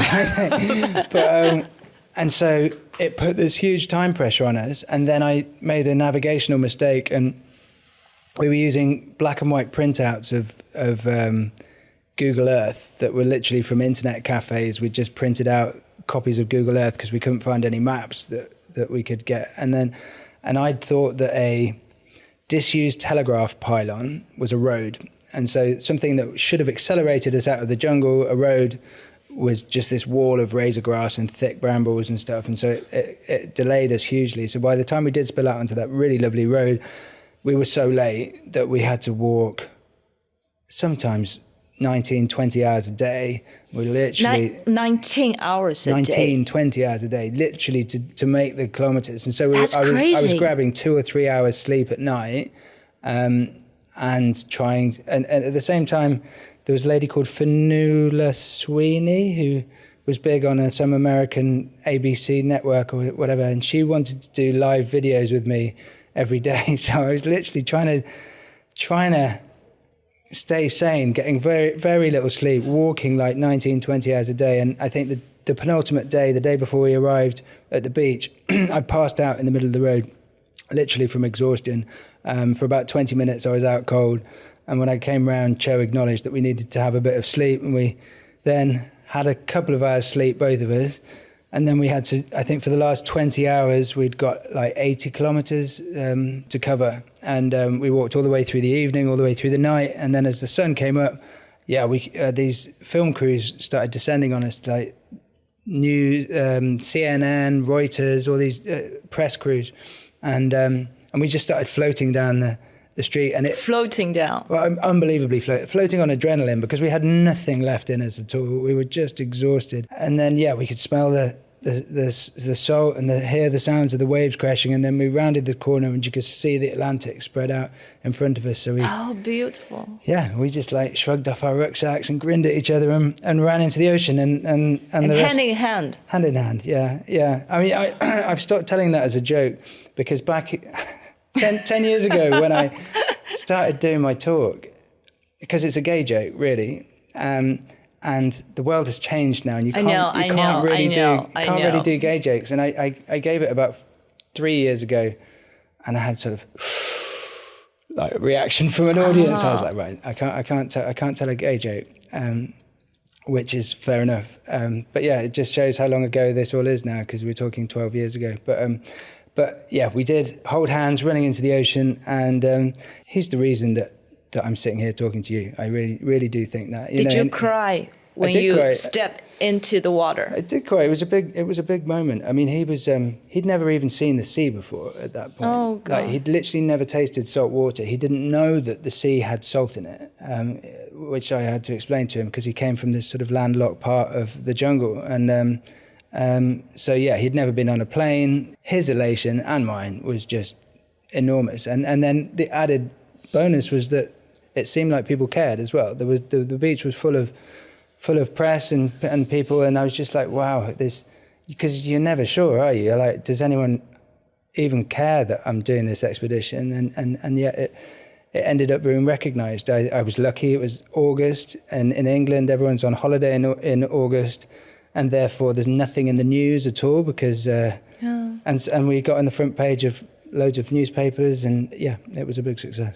So that was the August of 2010. Yeah. So 2 years before the London Olympic Games. Yeah, I guess. Exactly 2 years. So did you ever ask Cho, why did you do it? I think like me, he's like the modern me. He had morals. He'd said he'd do it with me. He wouldn't have let me down. I do think that he is a positive man, and he wanted to embrace the adventure that was unfolding in front of him. But I also think he didn't want to let me down, and therefore I think he is definitely the most selfless man I've ever met. He's extraordinary guy. That's very noble of him.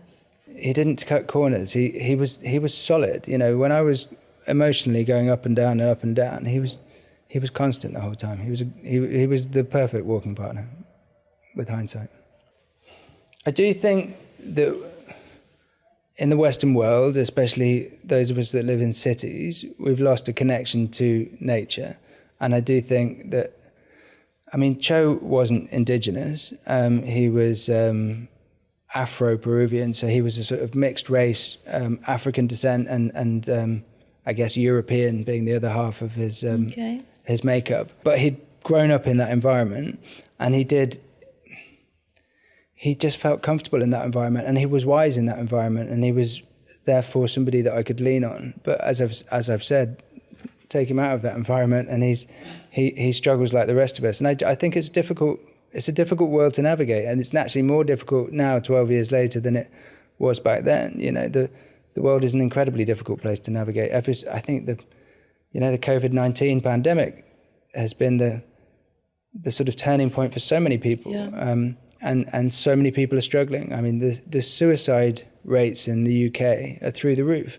The leading cause of death for a man under 50 is not heart attacks, not cancer. It's now suicide, which is extraordinary.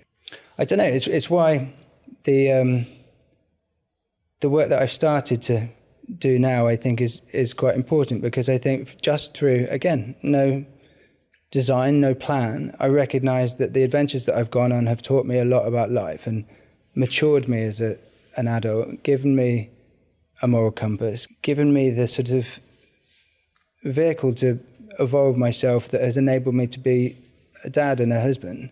And therefore, I think if I can encourage other people to do similar sort of challenges and adventures and get people outdoors, then that's a positive way of combating this situation where we've got a big mental health problem at the moment. Did you have a long period of time that you felt, okay, now I've spent so much time doing this extraordinary project. I spent 2 years on this journey, and now it's finished. What am I going to do next? Yeah. Do you ever feel lost? Yeah, hugely.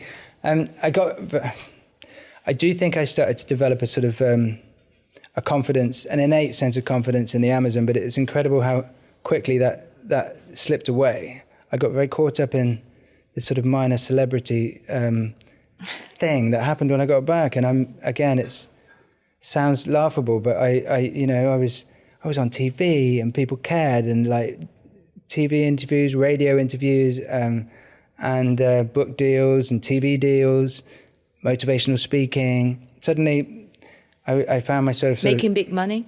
For me at the time, yeah, huge money, but then I was spending it as well. I think I was sober maybe 7 nights of the first 6 months I was home. I partied. I told myself I deserved. Well, you deserve it. I told myself I deserved it, and so it was about 7 months after I got back that I was going into companies, insurance companies, banks around the world, tapping into the sort of highs and lows of walking the Amazon, telling my story and stuff, and I just felt like a sort of juggling monkey. I was sort of reliving those things in order to entertain people, or to, I guess potentially give them an insight into something that was beneficial for them in terms of their work environment. But I felt like a performer, and I therefore I was like, I'm not sure that this is what I did this for. I took myself off to a little cottage in France, and on my own for about 2.5 weeks, and I thought that I needed to finish the book that I'd writing about it, but I also thought I needed a bit of space to work out what I was going to do next, what was going to be the next expedition. And to my surprise, the answer that sort of popped up at that time was that the thing that would really make me satisfied was having a family, starting a family, and that was the thing that I felt was missing in my life. Rather than needing to beat my chest and prove myself again, it was the thing that was lacking in my life was a home and a harbour. And I guess a marriage is like a harbour, and so a ship is safest in harbour. It's where it gets repaired, it's where it comes from, it's where it feels safest. But a ship isn't meant to stay in harbour; it's meant to sail. And I didn't have a harbour really to come back from. I had my dear old mum, but I didn't have a family at the time, and certainly no dependents. And I felt like a lot of the lessons that I learnt in the Amazon would have been cemented had I come back to a home. But because I came back and I was completely unanchored, and I moved in with a friend of mine who'd just got divorced, and we just lived lived the life of Riley in London for 6 months. So all of the wisdom, all of the potential lessons kind of went in one ear and came out the other ear, which was a shame.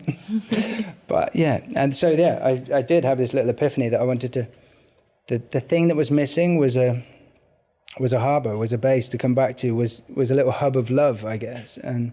But that wasn't to happen for quite a few years after that. So after that journey, you were a grown-up man, because once you said, well, in some way you never really grew up. But No. After that, you were a grown-up man, right? I don't know what a grown-up man is. I don't know. I got treated differently after that. You got what? Treated differently. Okay. Yeah, people took me How seriously. so? The boy that left, that was volatile, wasn't. I don't know. That was how I was perceived before. And as soon as I came back, he's the guy that walked the length of the Amazon. He's got credibility. And I think it's all a learning process, life, isn't it? I think unfortunately that there was an allure in that.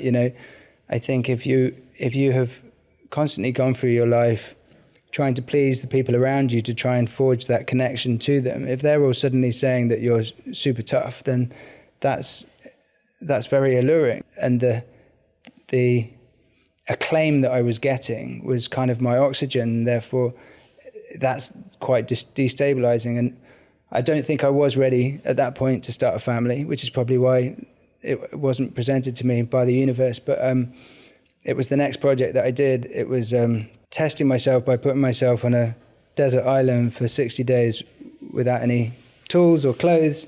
That was the thing that I guess was my next sort of rite of passage. That was the thing that I think turned me more into an adult. Recognition and success can be really healing.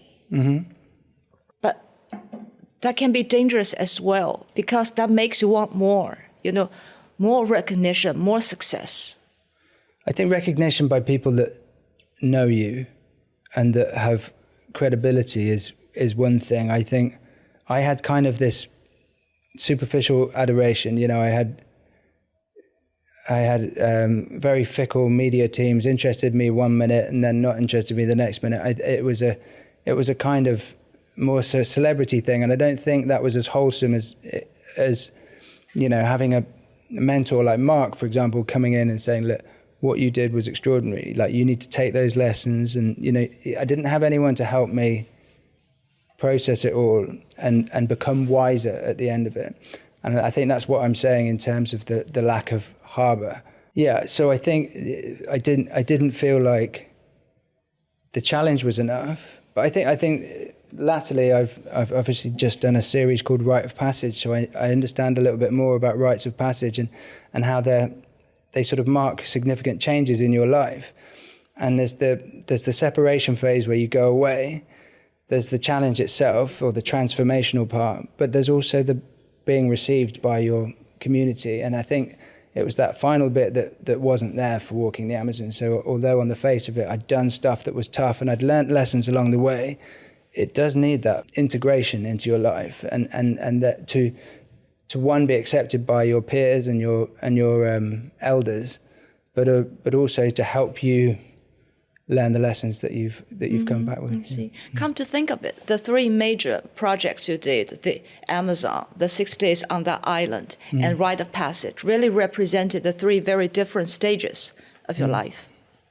They do, yeah, they do, and each one of them very valid and necessary at that time. And you talk about doing geography and things being in fate, but that I needed the Amazon when the Amazon happened. I needed the island when the island happened. The island ended up being far more about identity for me. It was something that really I was able to come back with a genuine identity. I mean, I don't know whether you want to move on to that now, but I found myself on that island, and let's face it, it was a construct. It was for television, so you would have thought that it wouldn't have had such a profound impact on me, but it did, because it was done incredibly really. I mean, like, I was literally left on that desert island there was another Westerner crew member, but he was on an island 8 miles away, and they would pick up cards and batteries from the island once a week, but it was an unmanned drop, and they weren't even allowed to leave motivational messages or anything like that. So there would be a boat coming in doing that. But the most enormous thing that happened of all was just this overwhelming sense of panic. It took me a long time to work out why I was so panicky, but I've latterly learned this term, which is a kind of reflected sense of self in psychology, but because my whole life I've been trying to prove myself to other people so that I'd get this acclaim back. And you know, you go into a room and you tell a joke and everyone laughs, you know you're funny. If you walk the length of the Amazon and everyone tells you you're tough, you know you're super tough. You go onto an island where there's nobody at all. You know, when you're looking down into the ocean and you can't even conceive how deep it is and you just feel almost giddy, or you look up into the stars at night and imagine the distances in the sky. And I felt like an astronaut that was cut free of a sort of spacewalk of an aircraft. I felt so unanchored, and I didn't know who I was. I literally didn't know who I was. So I decided one day, I think after about 9 days, I decided to sit down. I didn't have a pen or paper or anything, but I just decided I've got to make a list of who I am and what I stand for. And I was like, well, okay. Started and I was like, well, okay, do I want to be somebody that lets people down, that's not reliable? And I was like, no, I don't. I want to be somebody that people can depend on. So I was like, well, okay, right, dependable. And like, do I want to be somebody who, you know, cheats on their partners, or do I want to be honest? And I was like, right, I'd like to be honest. And then I stopped myself and I was like, what are you doing? You're just making up this stupid list of things that you want to be. And then another part of me stopped myself again. I was like, well, yeah, but Ed, if you don't make this up, who's going to make it up, you know? And so I carried on, and I was like, oh, I want to be reliable. I want to be kind. I want to be, you know, I want to have a good sense of humor. And it sounds somewhat farcical, but that's literally the person I became. In a world where nobody could see me, nobody knew who I was, I literally had no concept of who I was. And therefore that sort of infant that gave up his wants and needs in order to be liked by the people around him, for the very first time was trying to stumble through working out who he was and what he wanted out of the world and who he wanted to be and how he wanted to interact with people. And it's still today. That list is pretty much who I am. I don't know if I should be using the word enjoy, because I really enjoy your documentary about you spent 60 days on the island. Right. And especially the very beginning, to me, that was very symbolic moment. You know, you got off the boat, you took off your clothes, and you walked toward the island. Yeah. Why did you have to take off your clothes to be naked on that island? It was a stunt. It was before there was any naked survival TV programs. This was the first one. I think Discovery have made millions off another show called Naked and Afraid. But, you know, this was the first one, and it was copied, and that's fine. However, what I didn't realize was how vulnerable it would make me feel at the beginning of it. And obviously, as an adopted person, you know, literally you couldn't script it any more ridiculously that, you know, your big challenge is going to be you're going to get abandoned on this island naked. I think it was a huge trigger to me. I felt like a prat. I felt like just vulnerable. I just needed to cover up, and I couldn't cover up. And so it ended up being far more than the marketing stunt that it was originated for. It ended up being something that made it incredibly hard to cope with and to get off the starting line. And I think because I didn't have a knife, it was just having to really go through those initial survival priorities, but from a really vulnerable place. And it made the whole thing incredibly intense as well. How long did it take you to get used to the fact that you would just walk around the island naked? Well, I didn't. I made myself a grass skirt quite quickly, but which That's pretty later in that series, right?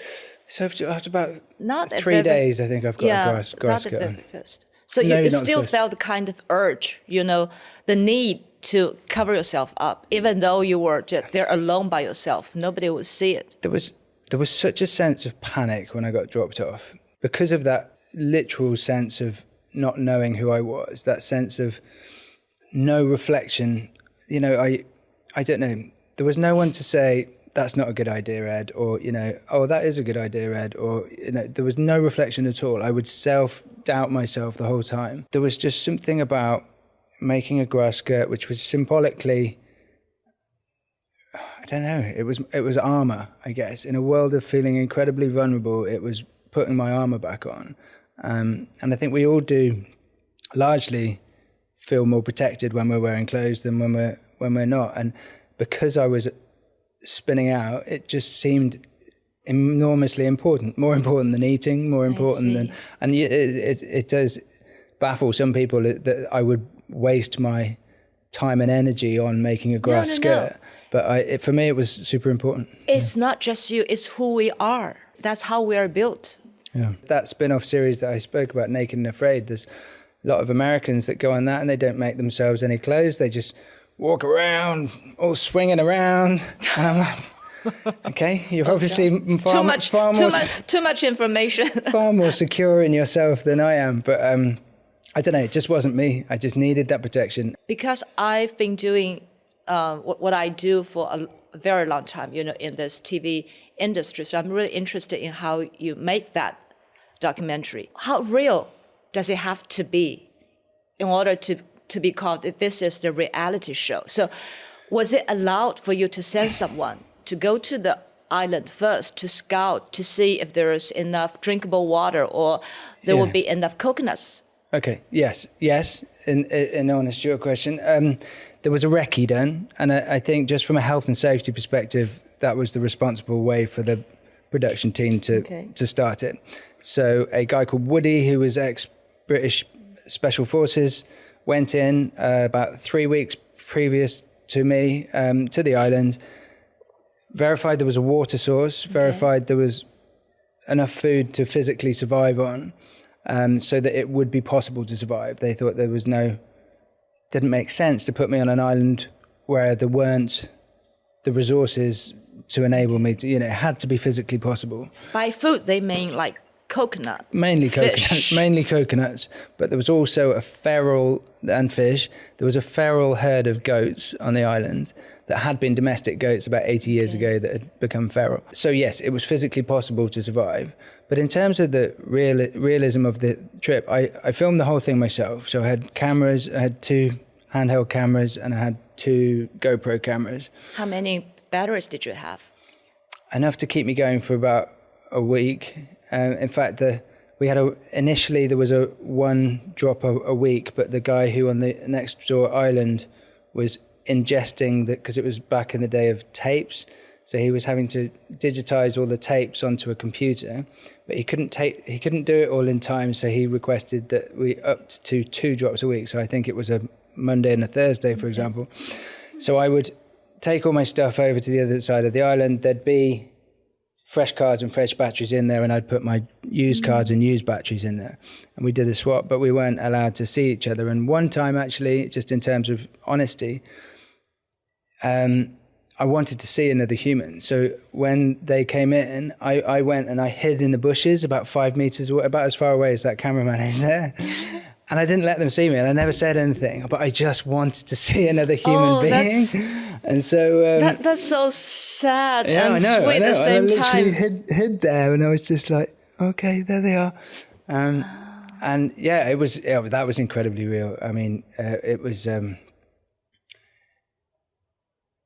important for me to test myself without Cho. I think if you were to really nail down the sort of personal reason for doing it, I felt very, very much that I'd lent on him a lot in walking the Amazon, and there were huge amounts of positives from that, because obviously we don't all walk through life on our own, and you don't have to prove yourself physically, but because of my own insecurities, I did want to prove myself as an individual, and therefore that was important. But I hadn't understood the enormity of isolation and the impact that it will have on a human. And I think, we're also used to distracting ourselves, be that with our mobile phones or cigarettes or drinks or food or caffeine or so many different things.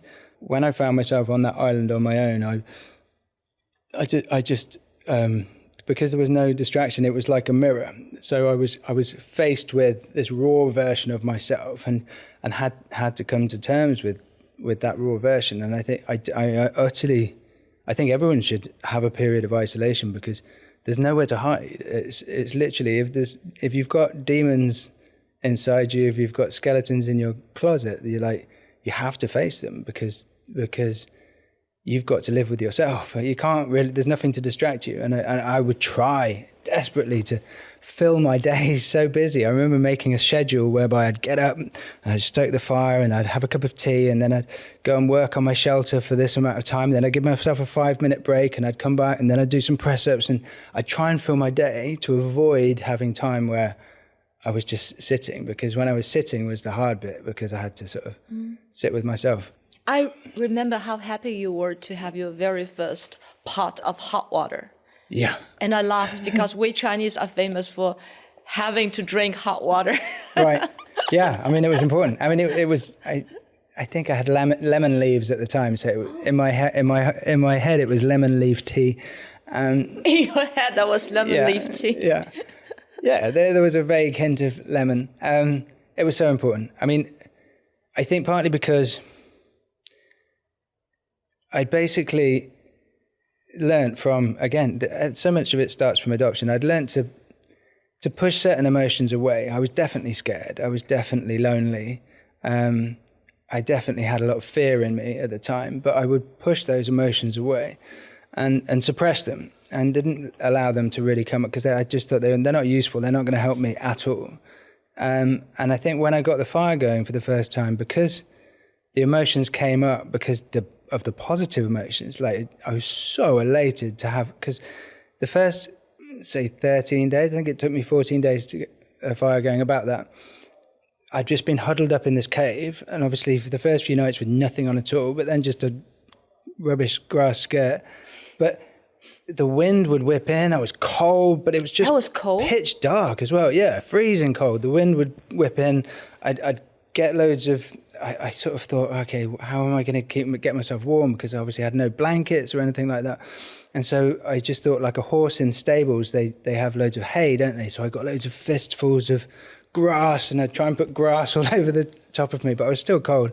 And then after, I think it was 13 days, getting that fire going, just the knowledge that at night I was going to have a little bit of light, and the morale that a fire gives you, and the warmth at night, and I was just able to huddle up by the fire, and it was just, I was so happy that then the other emotions came straight up with it. Like the happiness was the release valve for, I guess, emotions in general, and just feelings to come up.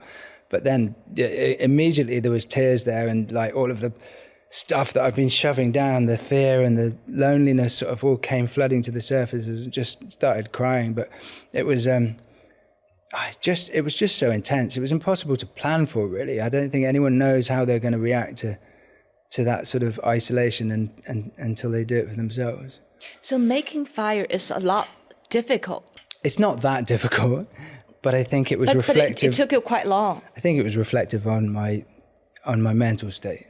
The tree that I ended up using to make the fire, which was called Tangalito, was about as far away as that little fake tree over there, and from my cave. And I'd walked past it 15, 20 times a day since I'd arrived, but I was so in my head and panicky that I just hadn't, I couldn't see the wood for the trees, literally. I couldn't see what I needed in order to get the fire going. And I wasn't an expert at survival at that stage either. I'd walked the length of the Amazon, but that was an expedition. I used a lighter. I'd learned some basics of knowledge of making fire by friction, but I certainly wasn't very good at it. And so my technique was poor. I was too panicky, so I had the wrong wood. And then even making something like that into a fire kit without a knife, people don't think, well, how are you going to carve it? You know, you've got to make you've got to get it to the right shape. You've got to split the wood. You've got to carve the hole out. You've got to carve a little ember notch where all the powder builds up so that I just had seashells. So it took 3 days or something just to carve the thing, just sitting there going backwards and forwards, so braiding it rather than cutting it because I didn't have a knife. So yeah, it just takes longer. And then just the sheer payoff, the amazing payoff of having a fire going. And then obviously I kept that going for the next 40 days, over 40 days. Yeah. Did you read the book Robinson Crusoe before you went onto the island? I knew the story, but I didn't reread that. I didn't watch the film with Tom Hanks, Castaway. Do you know? Castaway. Yeah. So neither that nor Robinson Crusoe. But I guess the thing that I found refreshing about that challenge for television is that they didn't script it beforehand. Literally, those 60 days, whatever I needed to do to survive was what I did. And that certainly doesn't happen in TV anymore. It's far more, because we had the luxury of 60 days, they just went, you know, whatever happens, happens, and we'll make a TV program out of it, which was incredibly refreshing. But no, normally now we'll be filming in a much more concentrated period of time, so you have to go, right, okay, there's a part where you're going to have to make a fire, there's a part where you're going to have to make a shelter, and I kind of know in my head what I'm going to have to do on the different days. How did you mark time? You know, 1 day, 2 days, 3 days? I think there was a calendar on the screen of the camera. Oh, okay. and a clock, actually. I'd like do this. Have you seen the film Crocodile Dundee? Yes. Yeah, you know the bit where he looks at Wally's watch and then he looks at the sky and goes, oh, I think it's about 2:10 or whatever. So I would do exactly the same thing with the camera screen. I'd look at the camera and I'd go, oh, yeah, I think, judging where the sun is, I think it's about 4:00 in the afternoon. And I was just reading the time off the camera. I forgot I had a camera with you. Okay.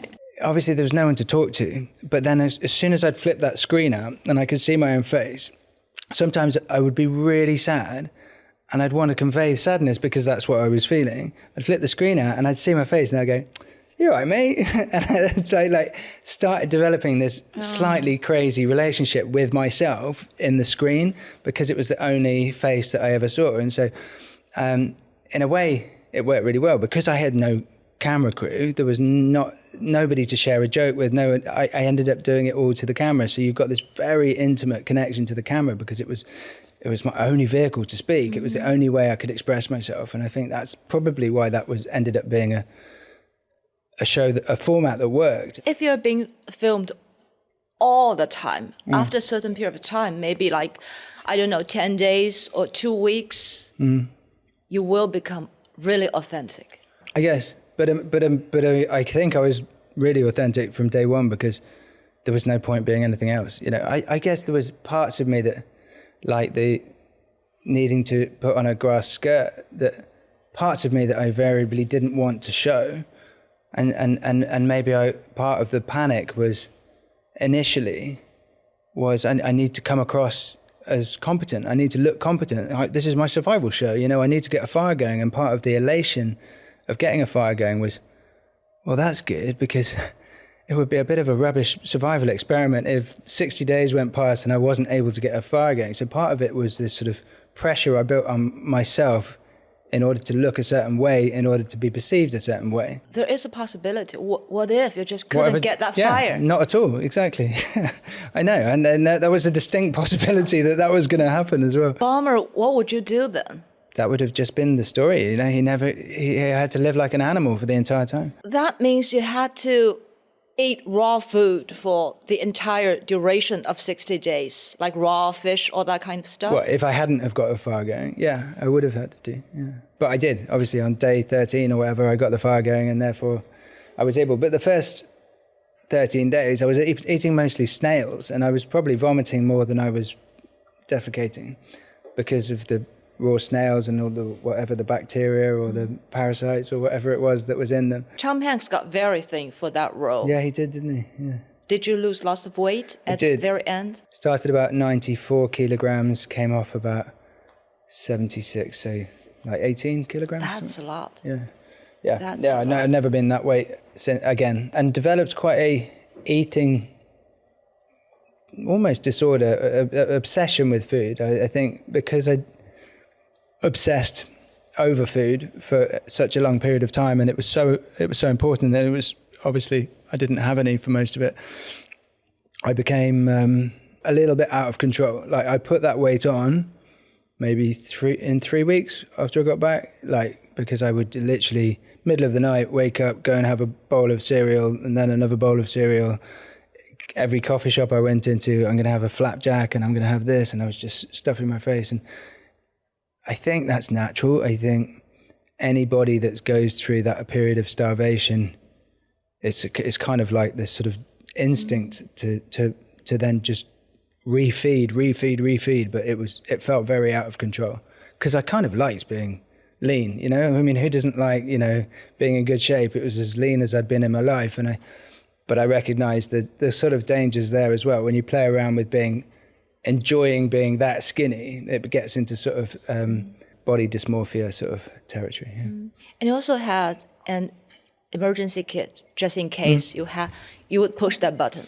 So was there ever a moment you thought, okay, I'm going to push.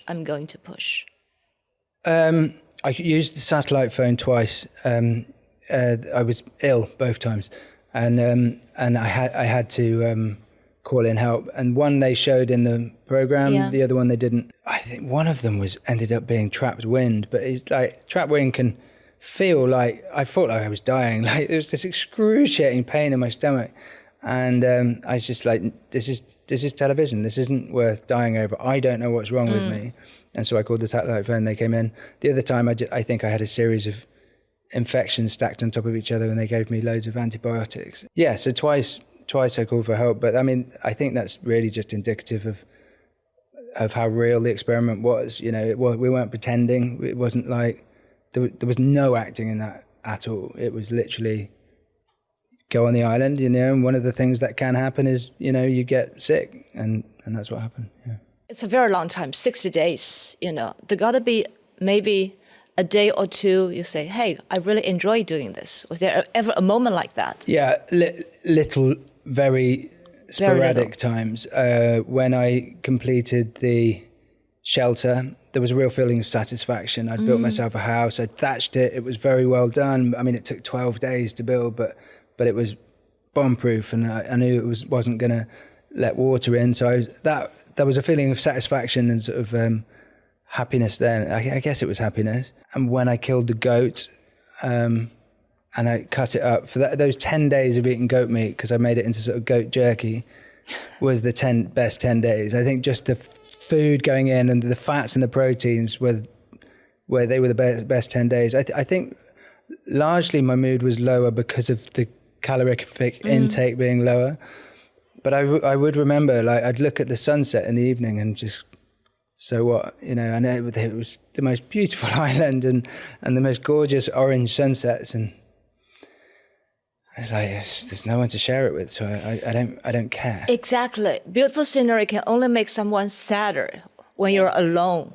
I definitely agree with that, and I could see the thing that would be interpreted as beautiful and a nice thing to go and watch at sunset, but it meant nothing to me. I think you're right. It did reinforce the loneliness. Yeah, and I think like it isn't coincidence that I chose to be isolated on a desert island. You know, I clearly chose a challenge that leaned into the issues that I personally had. It was almost like a sort of self-prescribed challenge that was specific to my particular issues. And I think, you know, being alone, being lonely, being rejected from the world was one of my own massive issues. And therefore I think that's why I ended up doing it. I genuinely believe that it was to work through those specific things. But at that time, I thought you had already passed that passage because you had been recognized, you had your fame. Because of the lack of harbour to come home to, the lack of integration with people that cared about me, the lack of consolidation of the lessons that I'd learned, I think that it took being naked and marooned on the island to actually develop a true sense of self and a true identity. I think a lot of the lessons from the Amazon were lost because I came home and just got drunk. It was like coming out of an exam and just wiping my brain. I felt like I'd lost all of the benefits. I think with hindsight, looking back on it now, I did become wiser from it, but at the time it felt lost and I still felt unanchored. It was the island that gave me a kind of real inner sense of, no, this is the man that I'm going to become, basically. Mm-hmm. By the time you got to the island, did you still have money, or you had already lost the money you made? It's a ridiculous story, but no, I had pretty much spent everything that I'd made. All of it? I started dating a multi-billionaire. So you what? I started dating a multi-billionaire. You started dating a multi-billionaire? Yeah. Billionaire? She was more wealthy than the Queen. She was ridiculously wealthy. So money was no object at that time. And we were like flying on private jets and all sorts of things. That was a whole nother story. But the positives of being on TV. My eyes are like Yeah, no, it was a funny story that she wrote to me and asked me. Well, is she someone I know? Because if she's a billionaire, the name I might have heard of. Is she famous? I've never talked about it in the press before, so I'm not sure I should. In England, they were a well-known family. Okay. Yeah. So she was ridiculously wealthy, and I get life is all about lessons, isn't it? And if ever I needed a lesson on uber wealth doesn't make you happy, that was one of them. For all the yachts and houses in the world. There was just so insecurity insecurity that went hand in hand with that level of wealth. Everybody wanted a piece of them, and there was so much mistrust as well. That it was a very, very healthy lesson for me that there's a certain level of wealth that is wholesome to try and achieve, I think. But then after a certain level, it becomes both difficult to manage and, I don't know, you get caught in the whole sort of grabbiness of wealth, I think. Honestly, did you ever wish that you could marry her? In Chinese we say 嫁入豪门, which means marry into super wealthy family. But there's a price to pay if you ever marry into a super wealthy family. That means you have to live in a very closed off kind of life, sheltered, very luxurious, but you don't have any connection with the outside world whatsoever. It was very simple things that I didn't actually like. Like in the house that we lived in, I never had to pick up my pants off the floor. Like I would take my trousers off, and like by the next day, somebody had tied them away, somebody had washed them, somebody had folded them, put them in a drawer. Like I'd never changed a plug socket, I never changed a fuse. I didn't even know where these things were kept. People leave rose petals.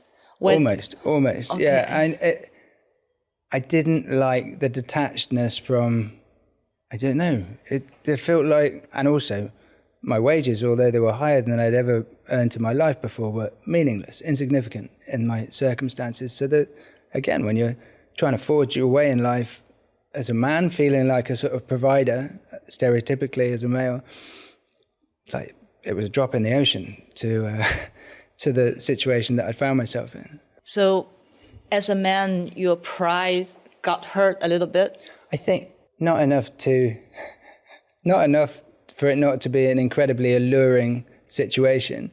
But I think, do you know what? The thing that surprised me was that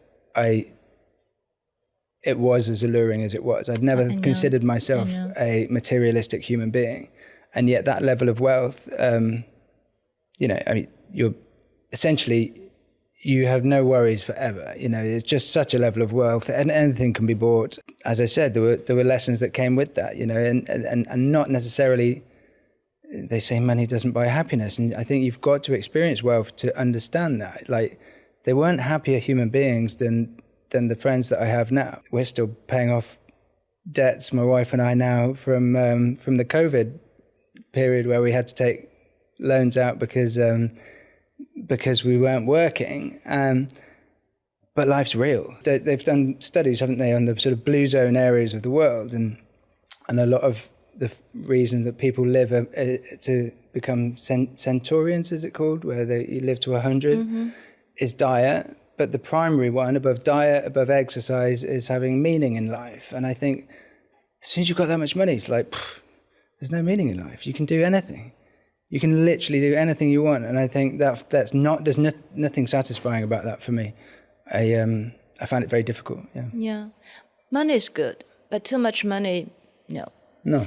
To me, I think too much money is, evil is too harsh a word, but it's dangerous. Dangerous. I would agree with that. It's dangerous. I would agree with that. I quite liked, somebody said to me, if you're a very good human being, it will just exaggerate your qualities. You will become even more good. But if you're a bit of a bad human being, or a bit jealous, or a bit this, it will just accentuate those negative qualities as well. And I think from what I've seen, it seems to be true.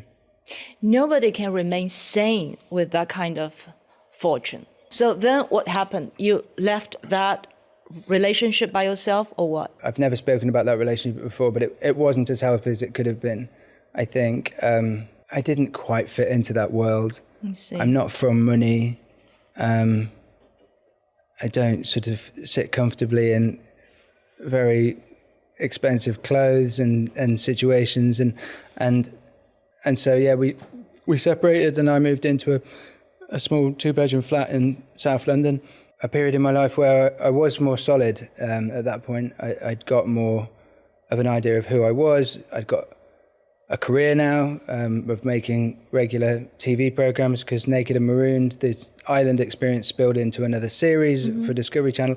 And so, I don't know, things were going right in life, and therefore I think Laura, my wife, came along at that point because the energy was right. I think, I was ready finally to receive somebody who wanted to marry me. Come to think of it, a 2-bedroom apartment in London. Yeah.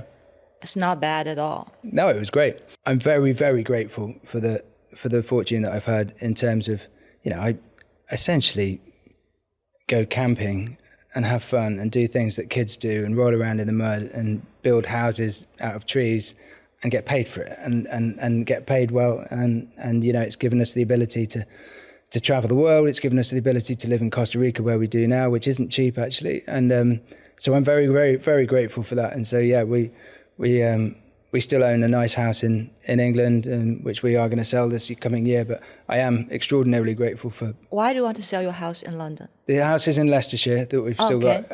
It's got a mortgage on it, but the rent doesn't cover the mortgage. So I could put it into a better investment and earn money off it. So I'm subsidising that house by sending money back to England every month. So it doesn't make sense. Why did you move to Costa Rica in the first place? Good question. I think I became increasingly aware that I think my wife and I are kind of mavericks. We live a little bit. We're quite scruffy. We're quite unorganized. We're quite anti-establishment. And the place that we ended up buying and living in was so middle class, so middle England, so conservative. We weren't necessarily welcomed by the village that we moved into, and we wanted to set up this glamping business because we'd bought this big old house, and so we started changing things and putting in glamping units, and we got all sorts of complaints by the village. And I think we didn't like being judged. We didn't like the sort of part of Britain which compares themselves to you all the time and is quite judgy and quite staid as well. We wanted to just live our lives and be more free spirits. And Costa Rica it's almost like going back in time. This place is ridiculous for all the cameras that it has everywhere, but there's not a camera in Costa Rica. I think there's 3 sets of traffic lights in the whole country. We never wear seatbelts. The kids don't wear helmets on their bikes. It's just, you can do whatever you like and no one's watching you. No one cares. And there's a freedom in that I absolutely love. And the society isn't judgmental. You can do what you like. We drive a 21-year-old car and a 14-year-old car. So that they're old, they break down. But when they break down, we've got friends that will give us a lift and help take the kids to school. And I like the fact that we've stepped outside of the rat race. I like the fact that we're not buying the latest flat screen TV or the latest car or the latest this, that, and the other, and actually that the kids are protected from that whole sort of competitiveness and modern world of things like social media and gaming and stuff like that, because again, a lot of that it's just, you just don't see it out in Costa Rica. So I think it's been a lifestyle thing more than anything. We just really wanted to. And I think also when we bought what is still quite a big house in Leicestershire, I was still in the throes of my former relationship with this multi-billionaire, and we bought a house that was too big. And somebody said to me a quote a couple of years ago, which was, the more you own, the more it owns you. And it really resonated with me. And I was like, do you know what? That's so true. We thought that this big house would make us happy, and that suddenly everyone would like us because we're in the biggest house in the village. And actually it was just responsibilities and obviously bills financially, and therefore pressure.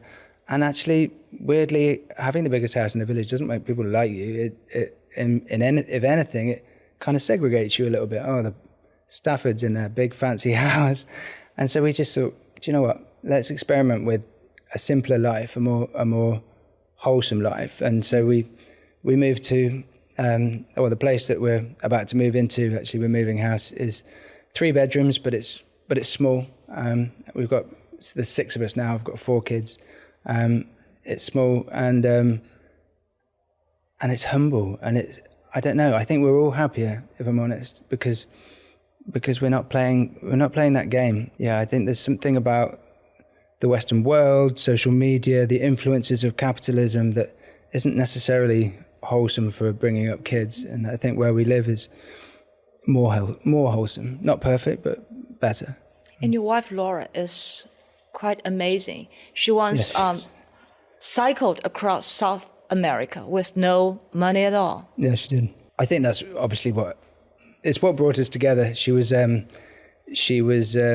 cycling across South America, and she wanted some advice from me because I've obviously spent a fair bit of time there, and just got in contact. And we met up in a pub in London and didn't speak about expeditions at all for the entire time we met. And I think we were in the pub for about 11 hours. We were there from late morning until the final closing hours, and we just got on like a house on fire. And she's a lot younger than me, but we just clicked. And we were engaged she moved in within 3 weeks. We were engaged within 3 months, and then we were married within a year.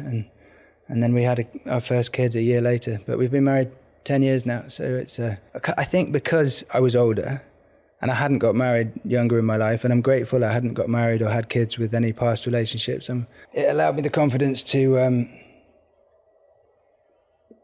know that I was walking into this with my eyes open, that I was old enough and ugly enough to recognize that, 1, it was real love, and 2, that I could make it work. I was stable enough to make it work. Well, what made her decide to sort of step away for a while from the expedition world to focus on her family, to raise kids? It had always been her plan. She always wanted to have kids early and then have a career afterwards, which was lucky for me because I was getting older and I wanted to have a family immediately. And I think we just, from being older, I gave her the stability financially to be able to have kids younger, which was what she wanted. And we've got a 1.5-year-old is our youngest at the moment, and Laura's now in the position where she's studying to be an Ayurvedic practitioner, which is sort of Indian healing sort of medicine through food, but similar to a lot of Chinese medicine actually. And she's keen to do that. That's a way of keeping her brain alive while she's still breastfeeding and doing all of the kid stuff. But and she's now early 30s and obviously has the capacity to then rekindle her career in whichever way she wants to. And I'm not sure it will be in expeditions. Okay. I think she's matured a lot by having 4 kids. And again, coming back to that whole concept of that sort of desire to go on expeditions is somewhat, I need people to look at me and see how impressive I am in this field and see what I've done. That need in her has matured as well. Yeah. And all your kids, they were born in Costa Rica? No, 3 of them were born in England, and then the most recent one was born in Costa Rica. Okay. And your oldest boy, his name Ranulph. Ranulph, yeah. Ranulph was named after the famous expeditioner. Explorer, yeah. He was. Ranulph Fiennes, unfortunately, he's got Parkinson's disease, so he's going downhill rapidly in terms of his health. But Ranulph Fiennes he was described by Guinness Book of Records as the world's greatest living explorer. But yeah, we just thought it would be fun to call our boy Ranulph. And he's related to Ralph Fiennes, the famous actor? Yeah, cousin. They're a very eccentric family. The Fienneses, from British aristocracy, they're all baronets, I think. So he's Sir or baronet? Yeah, I think he's like a baronet. When I got back from walking the Amazon, Ranulph Fiennes made me a trustee of their trust that gave grants out to young expedition members. So I've ended up spending quite a lot of time with him, and he's a really inspiring man. But unfortunately, he is now racked with Parkinson's disease. So he's 70, 78, 79, something like that. So he's getting on now. But he was giving talks, but he said he's had to stop because he's shaking all the time. And you once said that you think children should be raised in managed risk. Kids should be taking risks, but only to a certain degree. The tendency is to keep your kids as safe as possible. And I think it's a very natural tendency. We all want to protect our children because they're the most important beings in our life and we are responsible for them. But you can take that to the extreme. Probably the safest thing you can do for your children is to put them in front of the TV all day long, and so they won't leave the front room and they're completely safe. But they're not going to evolve as human beings, I don't think. So I do think it's important to not just give them outdoor play, but also add an element of risk. And I think when you add risk, you're kind of upping the stakes. There's more for them to learn, I think. But I'm not talking about, skydiving at the age of 8 or anything like that. But I guess I am talking about just allowing them to make decisions for themselves. So if they're going to climb up something and it's relatively high, and if they fell off, they might break a leg, but they'd survive. I'd probably let them do it because you have a big heart. No, but I want them to grow into human beings that are robust, but also are evolving in the right way. I don't want to overprotect and mollycoddle and then stunt their development. I guess that's why I think it's important. Yeah. So do you consciously want to at least one of your kids, or maybe two of them, to become who you are right now, to go into the wilderness, to be a survivalist? No, I think this for me has been a vehicle that has worked well, but I don't think it's a necessary path for them. I think the risk thing with the kids is more because I want them to evolve as human beings. And I think this has been my vehicle to evolve as a human being, to develop more confidence, to build my moral compass, all of the things that we've talked about. And whichever is their vehicle for that is absolutely fine. I'd like them to be humble.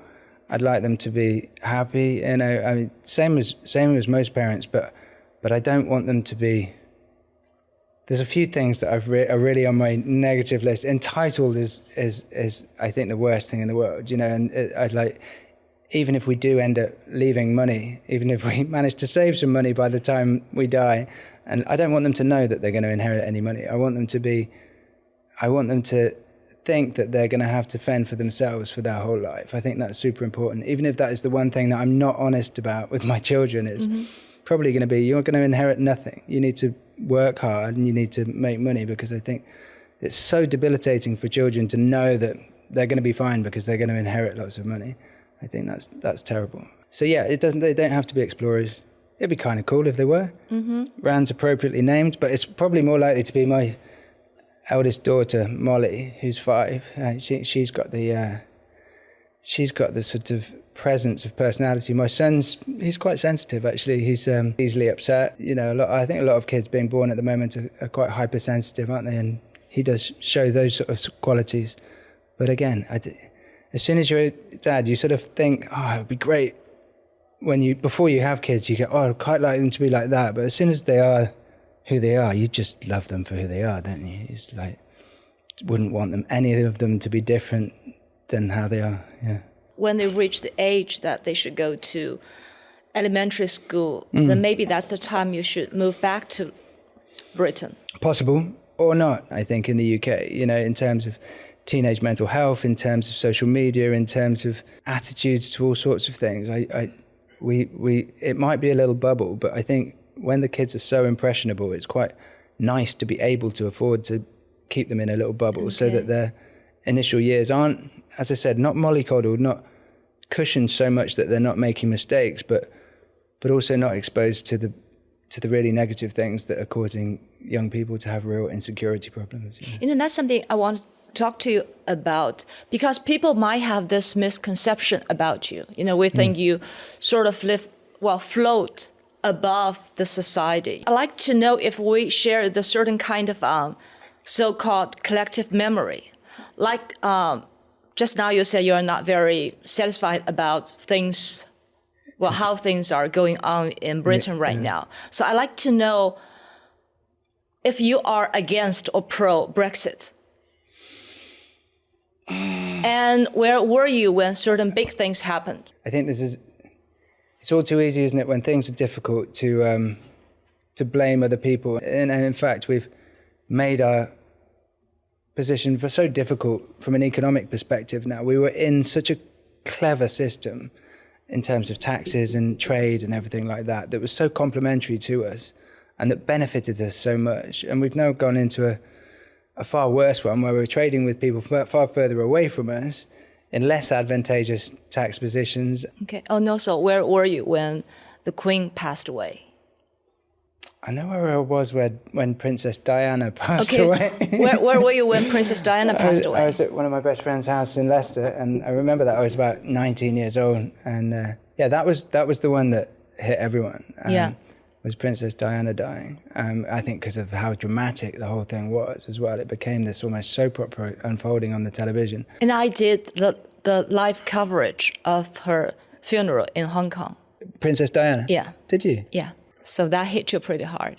There was almost a mass hysteria around Princess Diana dying. Like, I thought she was a good lady. Of all of the royals, she had a refreshing attitude, but she was still a very privileged lady who went to lunches and did charitable work.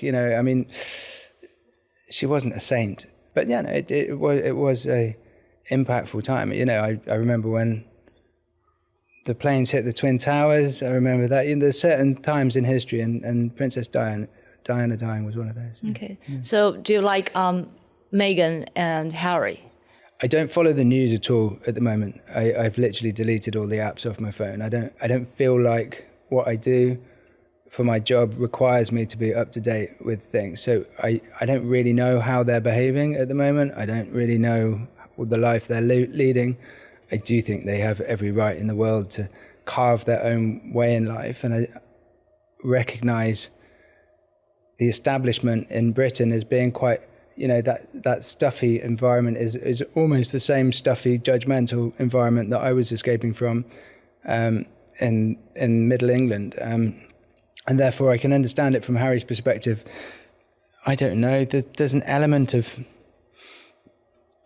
kind of modern day oversharing in all of it, and it somehow feels not very royal, but then again it's no different than this kind of emotional oversharing that I've made a career out of. So I do like Harry. I will pass judgment on Meghan. I don't know enough about her to say anything, but I think Prince Harry, from the people that I know him well, would have made a good SAS officer, and he's a funny guy, and he's a kind guy, and I think there's a real authenticity about him. So I feel certain sympathy for them because I translated his biography spare into Chinese. Yeah. Okay.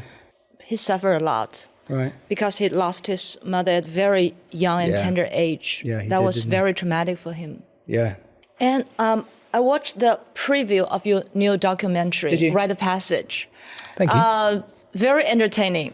I especially like the two destinations I like most. One is Shaolin Temple. The other is you went to Africa. Well, yeah. Where the tribe, they speak a very interesting kind of language. The clicky language. Yes. Yeah. That was the honey, the wild honey. That was in guys. Kenya or in Tanzania. Tanzania. Because my dad, he passed away. He spent several years in Tanzania. Did he? Yeah, he spoke their language. Well, one of their languages, Swahili. Okay. This was Hadza. Hadza. Yeah, I mean they were traditionally a nomadic tribe, and they the rite of passage that I was going there to take part in was they have to prove their strength by going and stealing wild honey from these African bees' nests. It was cool. I've never met a more happy people in my life. They were just so happy. They literally, none of them had mobile phones. None of them had possessions at all. Some of them had kids. Some of them had wives. They had nothing to feed their family until they went out hunting. And yet there was a kind of freedom in that, in not having possessions that seemed to allow them not to worry. You'd think that you'd need to have a stock of food to allow you to relax in order to be a father and a husband. But they were so carefree. It was quite beautiful. And there seemed to be an almost inverse relationship to possessions in terms of how happy they are, because they had nothing. I have never seen a tribe with as little possessions, just the clothes they were wearing on their back. And I've also just never cried with laughter quite as much as I did with them, because they were just brilliant and entertaining. Yeah. They're really free. Yeah, really free. And they really put things into perspective for us. Yeah, no, the whole series was a fascinating one to film, and kind of appropriate at this time. I'm turning 50 in 2 weeks. Yeah, about 2 weeks' time. And it does feel like a milestone for me. I don't want to waste the next part of my career. I really want to, we were saying today how quite often when I come to China, like the content that we end up creating is like eating something weird. And I'm like, well, I don't want to be the famous guy who just eats something weird. There's something inherently pointless about that. Do you know what I mean? It's just like, oh, well done, Ed's eating something weird again. I'd like, if I have got any sort of influence, I'd like to be able to do something with my life. And I think Rite of Passage is taking the kind of adventurous stuff that I've done and looking at challenges that young people can do that will really allow them to grow. And so if we have got a crisis of meaning in our life at the moment, if we have got huge mental health problems, if we have got people who are really struggling with isolation issues and stuff like that, and confidence issues, then I really like to be able to push things that can help with that and can combat. And I think Rite of Passage is definitely one of those. And I've started writing a book to complement the series, and want to run courses as well for young people so that they can get the benefits out of doing something inherently natural that they wouldn't normally do in their normal everyday lives, that's going to really help them when they go back to their everyday lives. We Chinese believe that at 40, you are supposed to have no doubts. You will have no doubts. Yeah. And at 50, you will know the mandate of heaven. Right. In general, you will know life. But to be honest with you, because I've already passed 50, I don't think it's quite true. Maybe I'm getting there. Maybe I'm not. I don't know. But how do you feel about, you're reaching the milestone of 50? It does feel like a milestone, but I don't want the next 10 years to be about me. I want this to be the tipping point where I start giving back to the world, I guess. And I think I've got a platform to be able to do that. And so I'd really like to be able to be part of the solution, I guess. I'm not saying that I'm going to change the world, but I would like to be a positive influence on it. Mm-hmm. Also, I really enjoy the episode where I stayed at the Shaolin Temple. And I find something really, really, really interesting. There's this one scene you stay in one of the monks' dorm. Yeah. And to me, that room looks clean and very properly equipped with air conditioning and everything. And then you found the mattress was so thin. So you complain a little bit into the camera and you put two mattresses together. Yeah. And then I thought to myself, gee, this guy, he could walk the entire length of Amazon and he could stay 60 days on that island naked. And now he couldn't bear one thing mattress. What happened? What happened here? Do you know what? So maybe... You might have tapped into something there. Okay. I think there is a part of me, as I have started to understand my own needs and wants in life, that I think I'm a little bit less tough than I was. I think back in the day, when it was all about fiercely trying to prove myself, I would tolerate a lot of things, and I would discomfort being one of those things. I was very happy because it's worth it, because I'm going to get there in the end. I'm going to prove how strong I am. I'm going to prove how tough I am. When that dissipates, and it's good that it's dissipated, because I don't think it's healthy for a 50-year-old to need to prove himself all the time. Obviously, there's more important things in life. However, it does mean that you kind of want the nice things as well. The degree to which you're prepared to suffer goes as well. You're like, I don't want to sleep on a hard mattress. I want to sleep on a nice mattress. And I don't think there's anything wrong with caring for yourself either, you know. I have two explanations for that. Go on. One is that I think to you, going into the wilderness is work. Mm-hmm. And this, when you're back in so-called civilized world, this is life. Yeah. And that's the first explanation. The second one is, I think maybe we will automatically change into different modes of tolerance when we're in different environments. Yeah, I agree. And also, if you've got a really thin mattress and you know there's 2 beds in your room, of course you're going to get the other mattress and put it on top, aren't you? I mean, that's just practical common sense, no? So, have you ever mastered any kung fu after you stay in the Shaolin temple? I was terrible. I think if this series did do anything, it certainly wasn't showing how capable I am. It was the most humbling series. Like I had to run across the back of bulls as well in Ethiopia, and I couldn't even get up onto the top of the bulls. So I'm running at full pace trying to jump up onto these bulls and end up just colliding with these bulls, and just the tribal members rolling around on the floor, crying with laughter at me, and just how unfit and unagile I was. And the same with Shaolin Temple. I mean, like, there's this horse stance, which is kind of the basis of the whole kung fu routines and stuff. I couldn't even bend down into this horse stance. I was so inflexible. And so I think it was humbling. The whole thing was humbling. I also recognized I didn't really like being told what to do by the kung fu master. He was quite an angry master, and he couldn't remember my name, so he would clap to get my attention, and the hairs on the back of my neck would go up, and I thought, okay, it's interesting that you're reacting to this, Ed. You've clearly got something that you need to let go of. So after rite of passage, do you think you've really, finally, you've been there, you now, I'm a grown-up man because I've gone through this rite of passage? I do feel in a good place now. I have to admit, at the beginning of this year, I gave up smoking. And it's something probably people didn't know about me because I don't smoke on camera. You were a heavy smoker? I was quite a heavy smoker, yeah. And I also drank quite a lot. And I recognised that when I took it all away, I couldn't really sit on my balcony and be relaxed. I was kind of jumpy and jittery.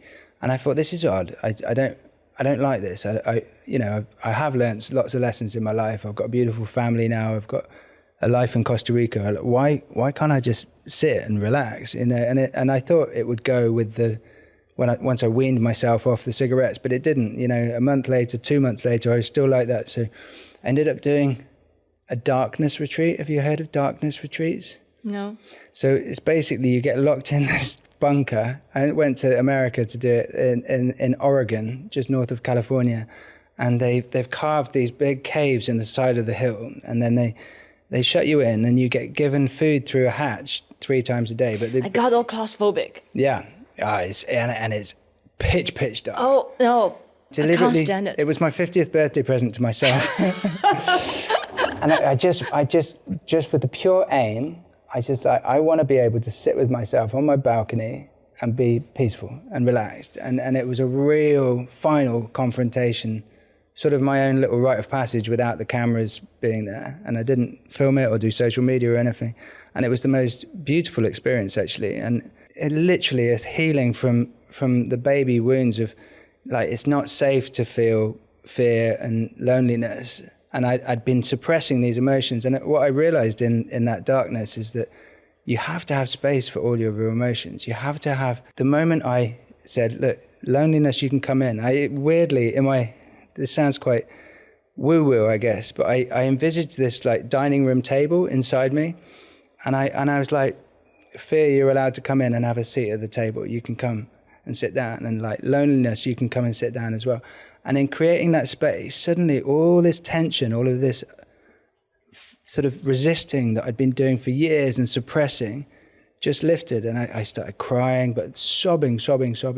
And I actually think that's been one of the most beautiful things that's happened to me this year was going through that. And then like, I can now sit on the balcony and just smile and go, like, I don't need a beer, I don't need a cigarette, I don't need to pick my phone up and anxiously check anything. And I think it's just that simple act of just allowing all of everything that's going on internally to be exactly how it is, and not chasing after happiness or joy, but equally not pushing the supposedly negative emotions away. It might be something that most people don't need to learn because they've never picked up this sort of habit as a young person. But I think quite a lot of people do, don't they? They chase certain states and they push away others.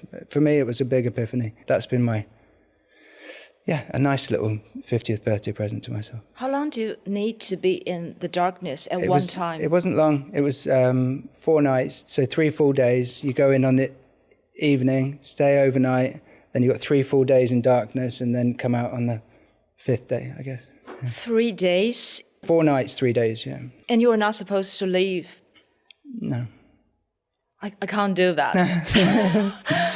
Yeah, I was thinking about like maybe 10, 15 minutes, 30 minutes top. The interesting thing was fight or flight kicked in immediately. Like immediately I was like, this isn't going to be a difficult thing to do, because, you know, it's no different than the kids going to bed and turning the lights out. It's like, and yet it was different. I mean, it was so dark that you could not see your hand there. Like, if you like wave your hand around, no, you couldn't see anything. And something about the length of time in the dark, and especially when it got light the next morning and you're still in the dark, sent me into fight or flight. But part of the learning experience was holding my own hand through that. So feeling the fear that goes hand in hand with this inherent sort of fear of the dark. And I think it's natural to be afraid of the dark because you can't see the dangers. So I think the body naturally goes into this state.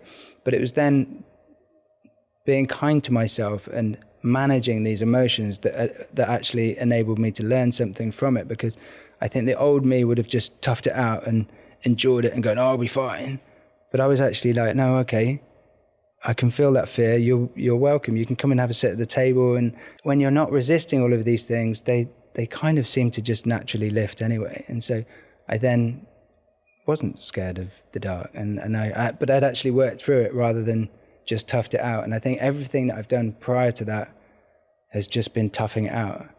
So it did feel like a big step forward. You know, the pattern I see from all this is that from time to time, you're going to need some extreme actions to make sure that you can live a very ordinary, day-to-day life like we do. But the good thing is the intensity is getting less and less, or lower and lower. Yeah, and I genuinely don't feel like I don't really need to do anymore. I have a friend who I told about that story about the darkness who cheated, and he goes, Ed, I've always loved you, and I just wish you'd stop thinking that you need to improve yourself all the time, He's just like, just stop. You're fine. I love you. And I was like, I can now, but I didn't want to be. I mean, when I couldn't sit comfortably with myself on the balcony, I was also, I was very short with the kids. Like it was, it's the kind of behavior in a state that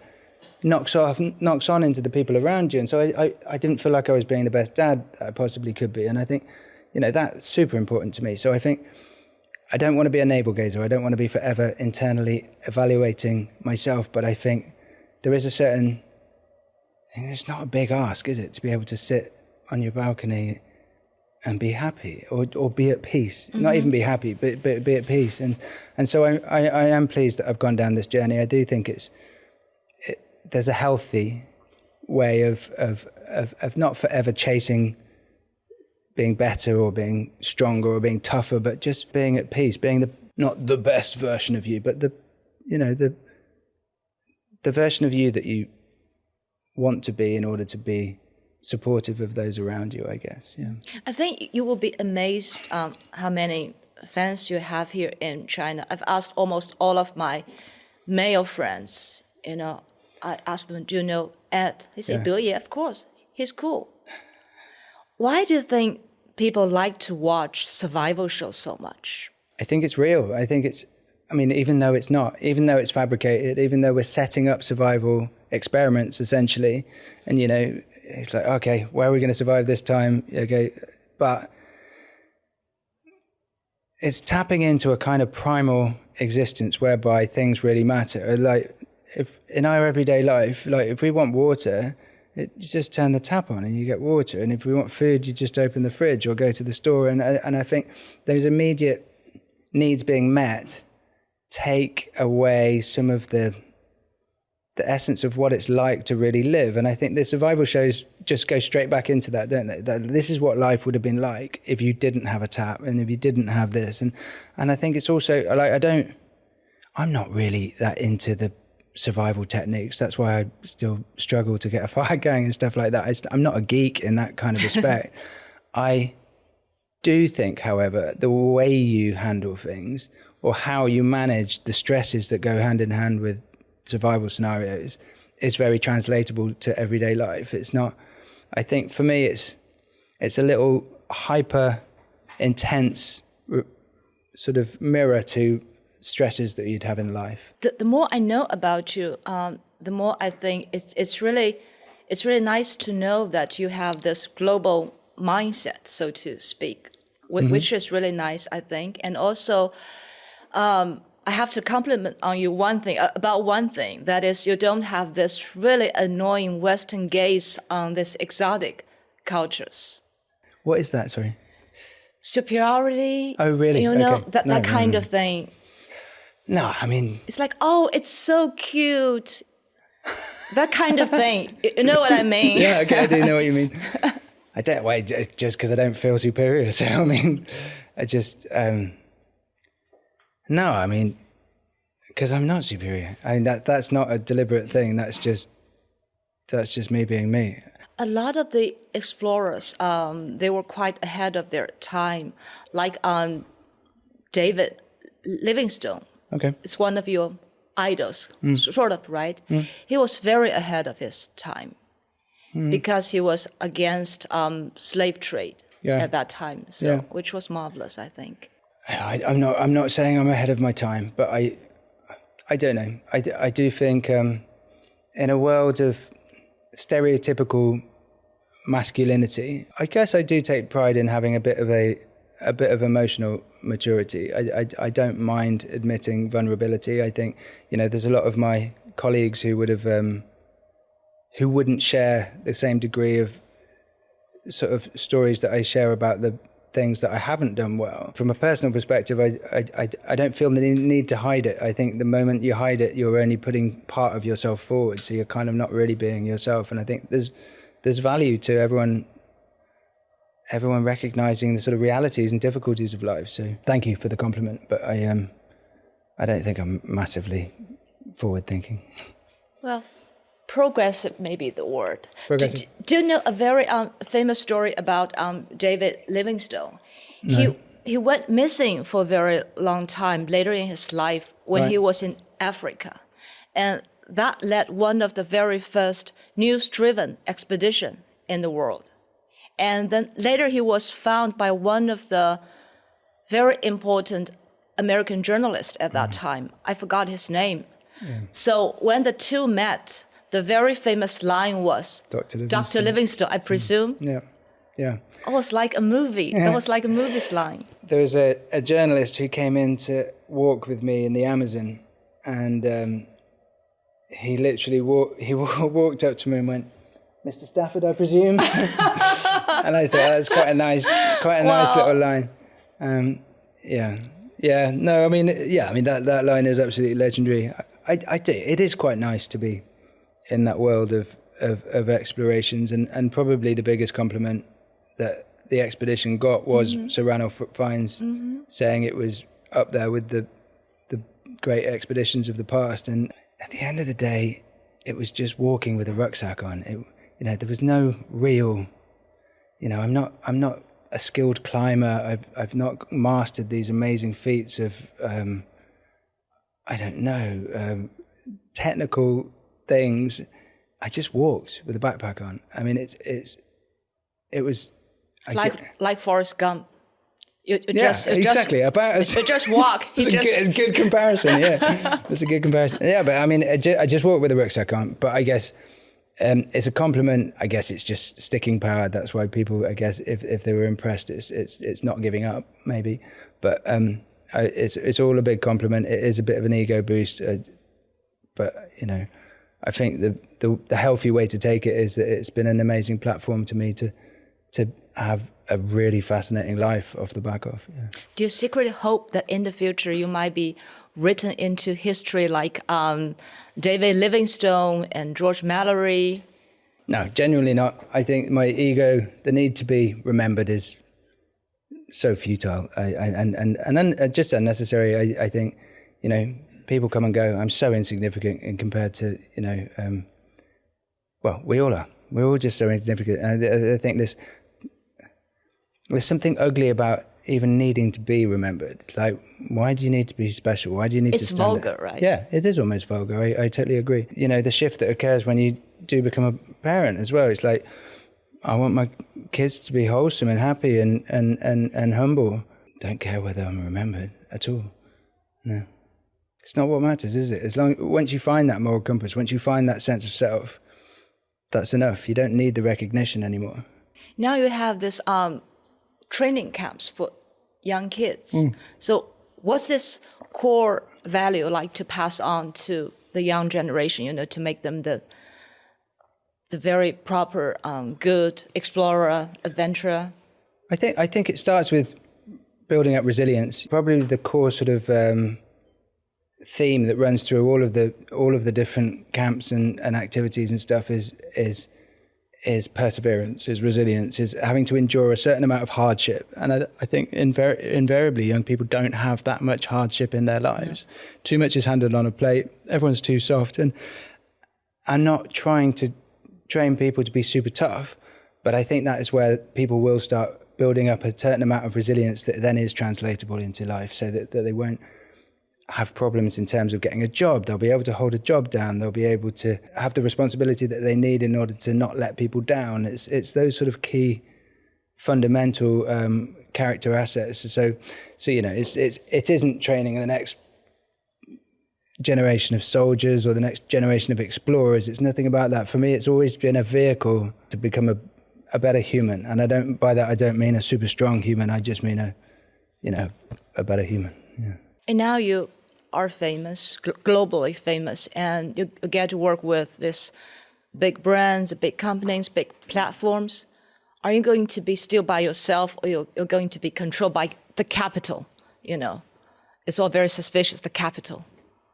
By money, you mean? Yes. By the capital? I'm not free from having to do things for money yet. I mean, because I'm a dad and I'm a provider, and I've got to, pay the school bills, and I've got to put food on the table. And I'd love to get to a stage where I can pick and choose the things that I do. So that, there are projects that I've done in the past that I'm not really that proud of, but I had to take because I had to pay the bills. And, I'm not doing anything that harms anyone. So if the occasional program is made that I don't 100% resonate with, it's not the end of the world, because it's been a job that I've had to take in order to look after my family. I'm not free of that yet. I do have to do certain things for the money, but increasingly I'm pushing things towards things that have impact, that have meaning, and that's certainly the way I want to go. I don't like being beholden to a big corporate firm with profit as the key thing on their agenda,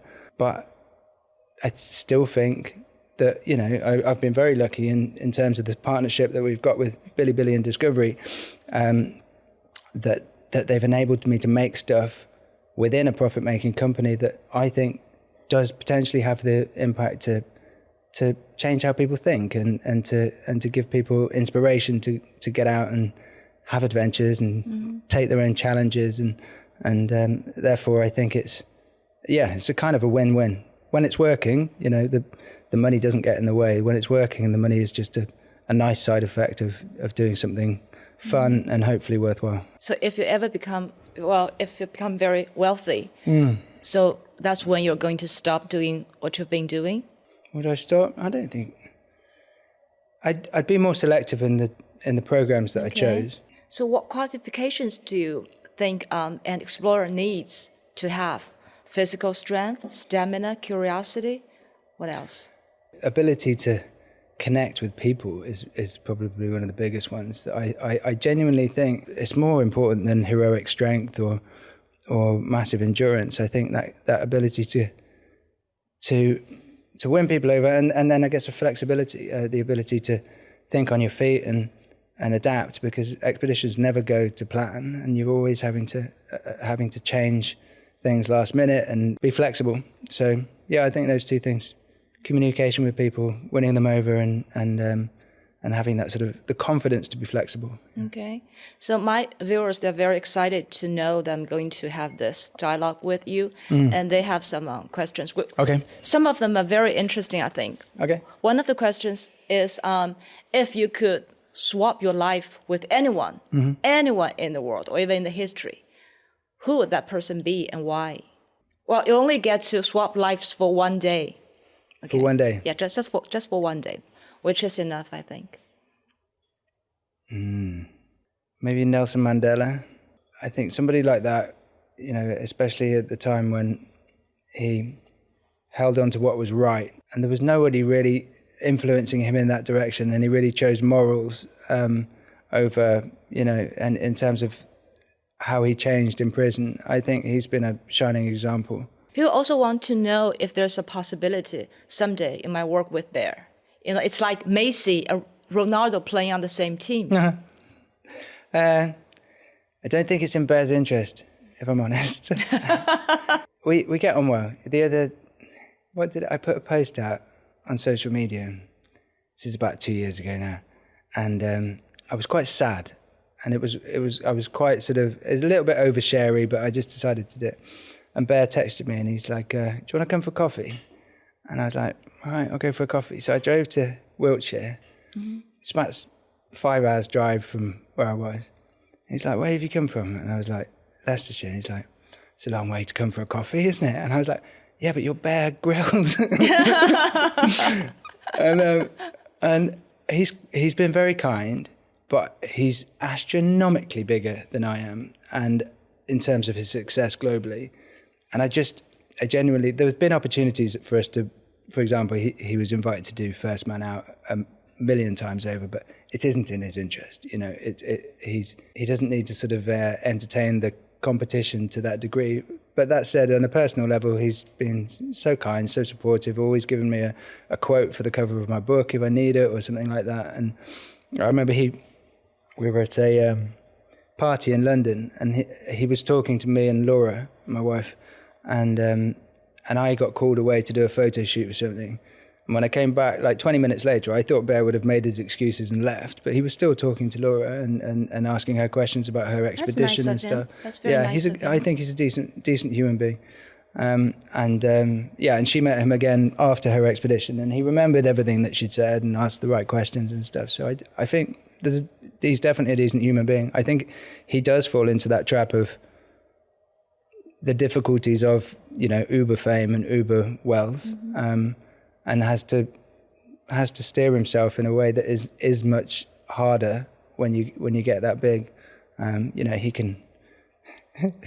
I've got this friend who describes it as the Matrix. You enter the Matrix when you can ask for a helicopter in place of a car, apparently. And this is my friend's analogy. And he said Bear lives in the Matrix because as soon as you live in the Matrix, rather than you being a part of the universe starts revolving around you. And the advice was to not enter the Matrix because you lose touch with reality. But I just think, as we alluded to earlier, when you are dealing with that level of wealth and power, it's a harder world to navigate. Yeah. So do you see that your life is going into the next chapter? for me, that's not the direction I'm going. I would like it to be rewarding, stuff that matters, as we've alluded to before. But yeah, I don't need the uber success. Then what is your ultimate goal, if you have one? Something you like to do, somewhere you need to be? It's much smaller scale than that. It's having more time with my family. It's nurturing them to be decent human beings. It's creating memories with them. I heard a beautiful story yesterday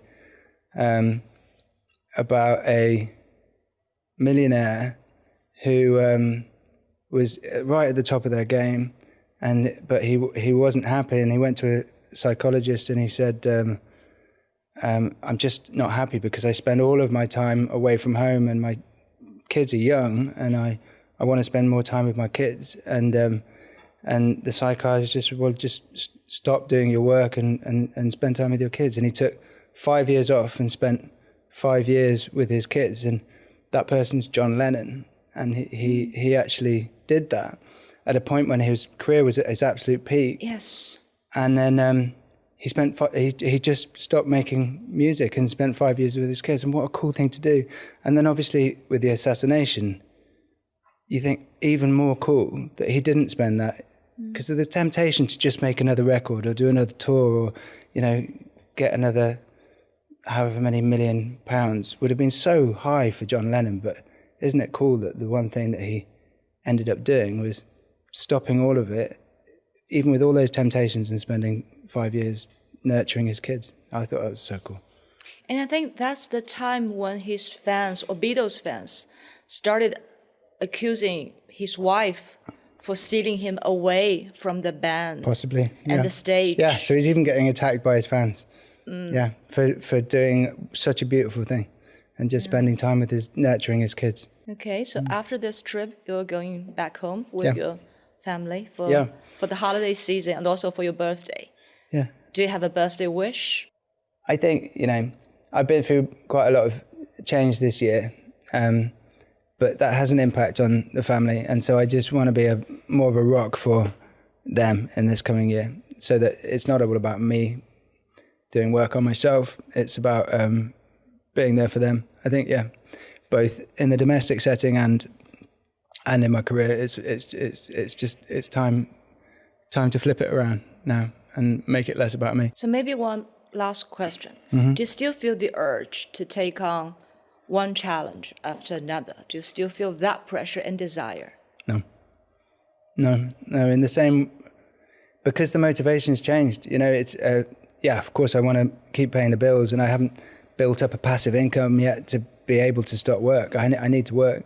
But it's a means to an end now. It's a fun means to an end. I enjoy the challenges. It keeps me on my toes. It's like it keeps me from getting old, I think, because I am still humbled time and time again, especially with programs like Marooned, because you never have all the answers when you go into a survival situation. You've still got to think on your feet, and you're therefore still being humbled and still growing. It's wholesome enough, but I don't. It's not chest beaty. I don't need it in order to develop a identity around it anymore. No. Okay. Thank you very much. Thank you very much indeed. It's been very inspiring and Thanks interesting at the same time. Yeah. Thank you very much. Thank you so much.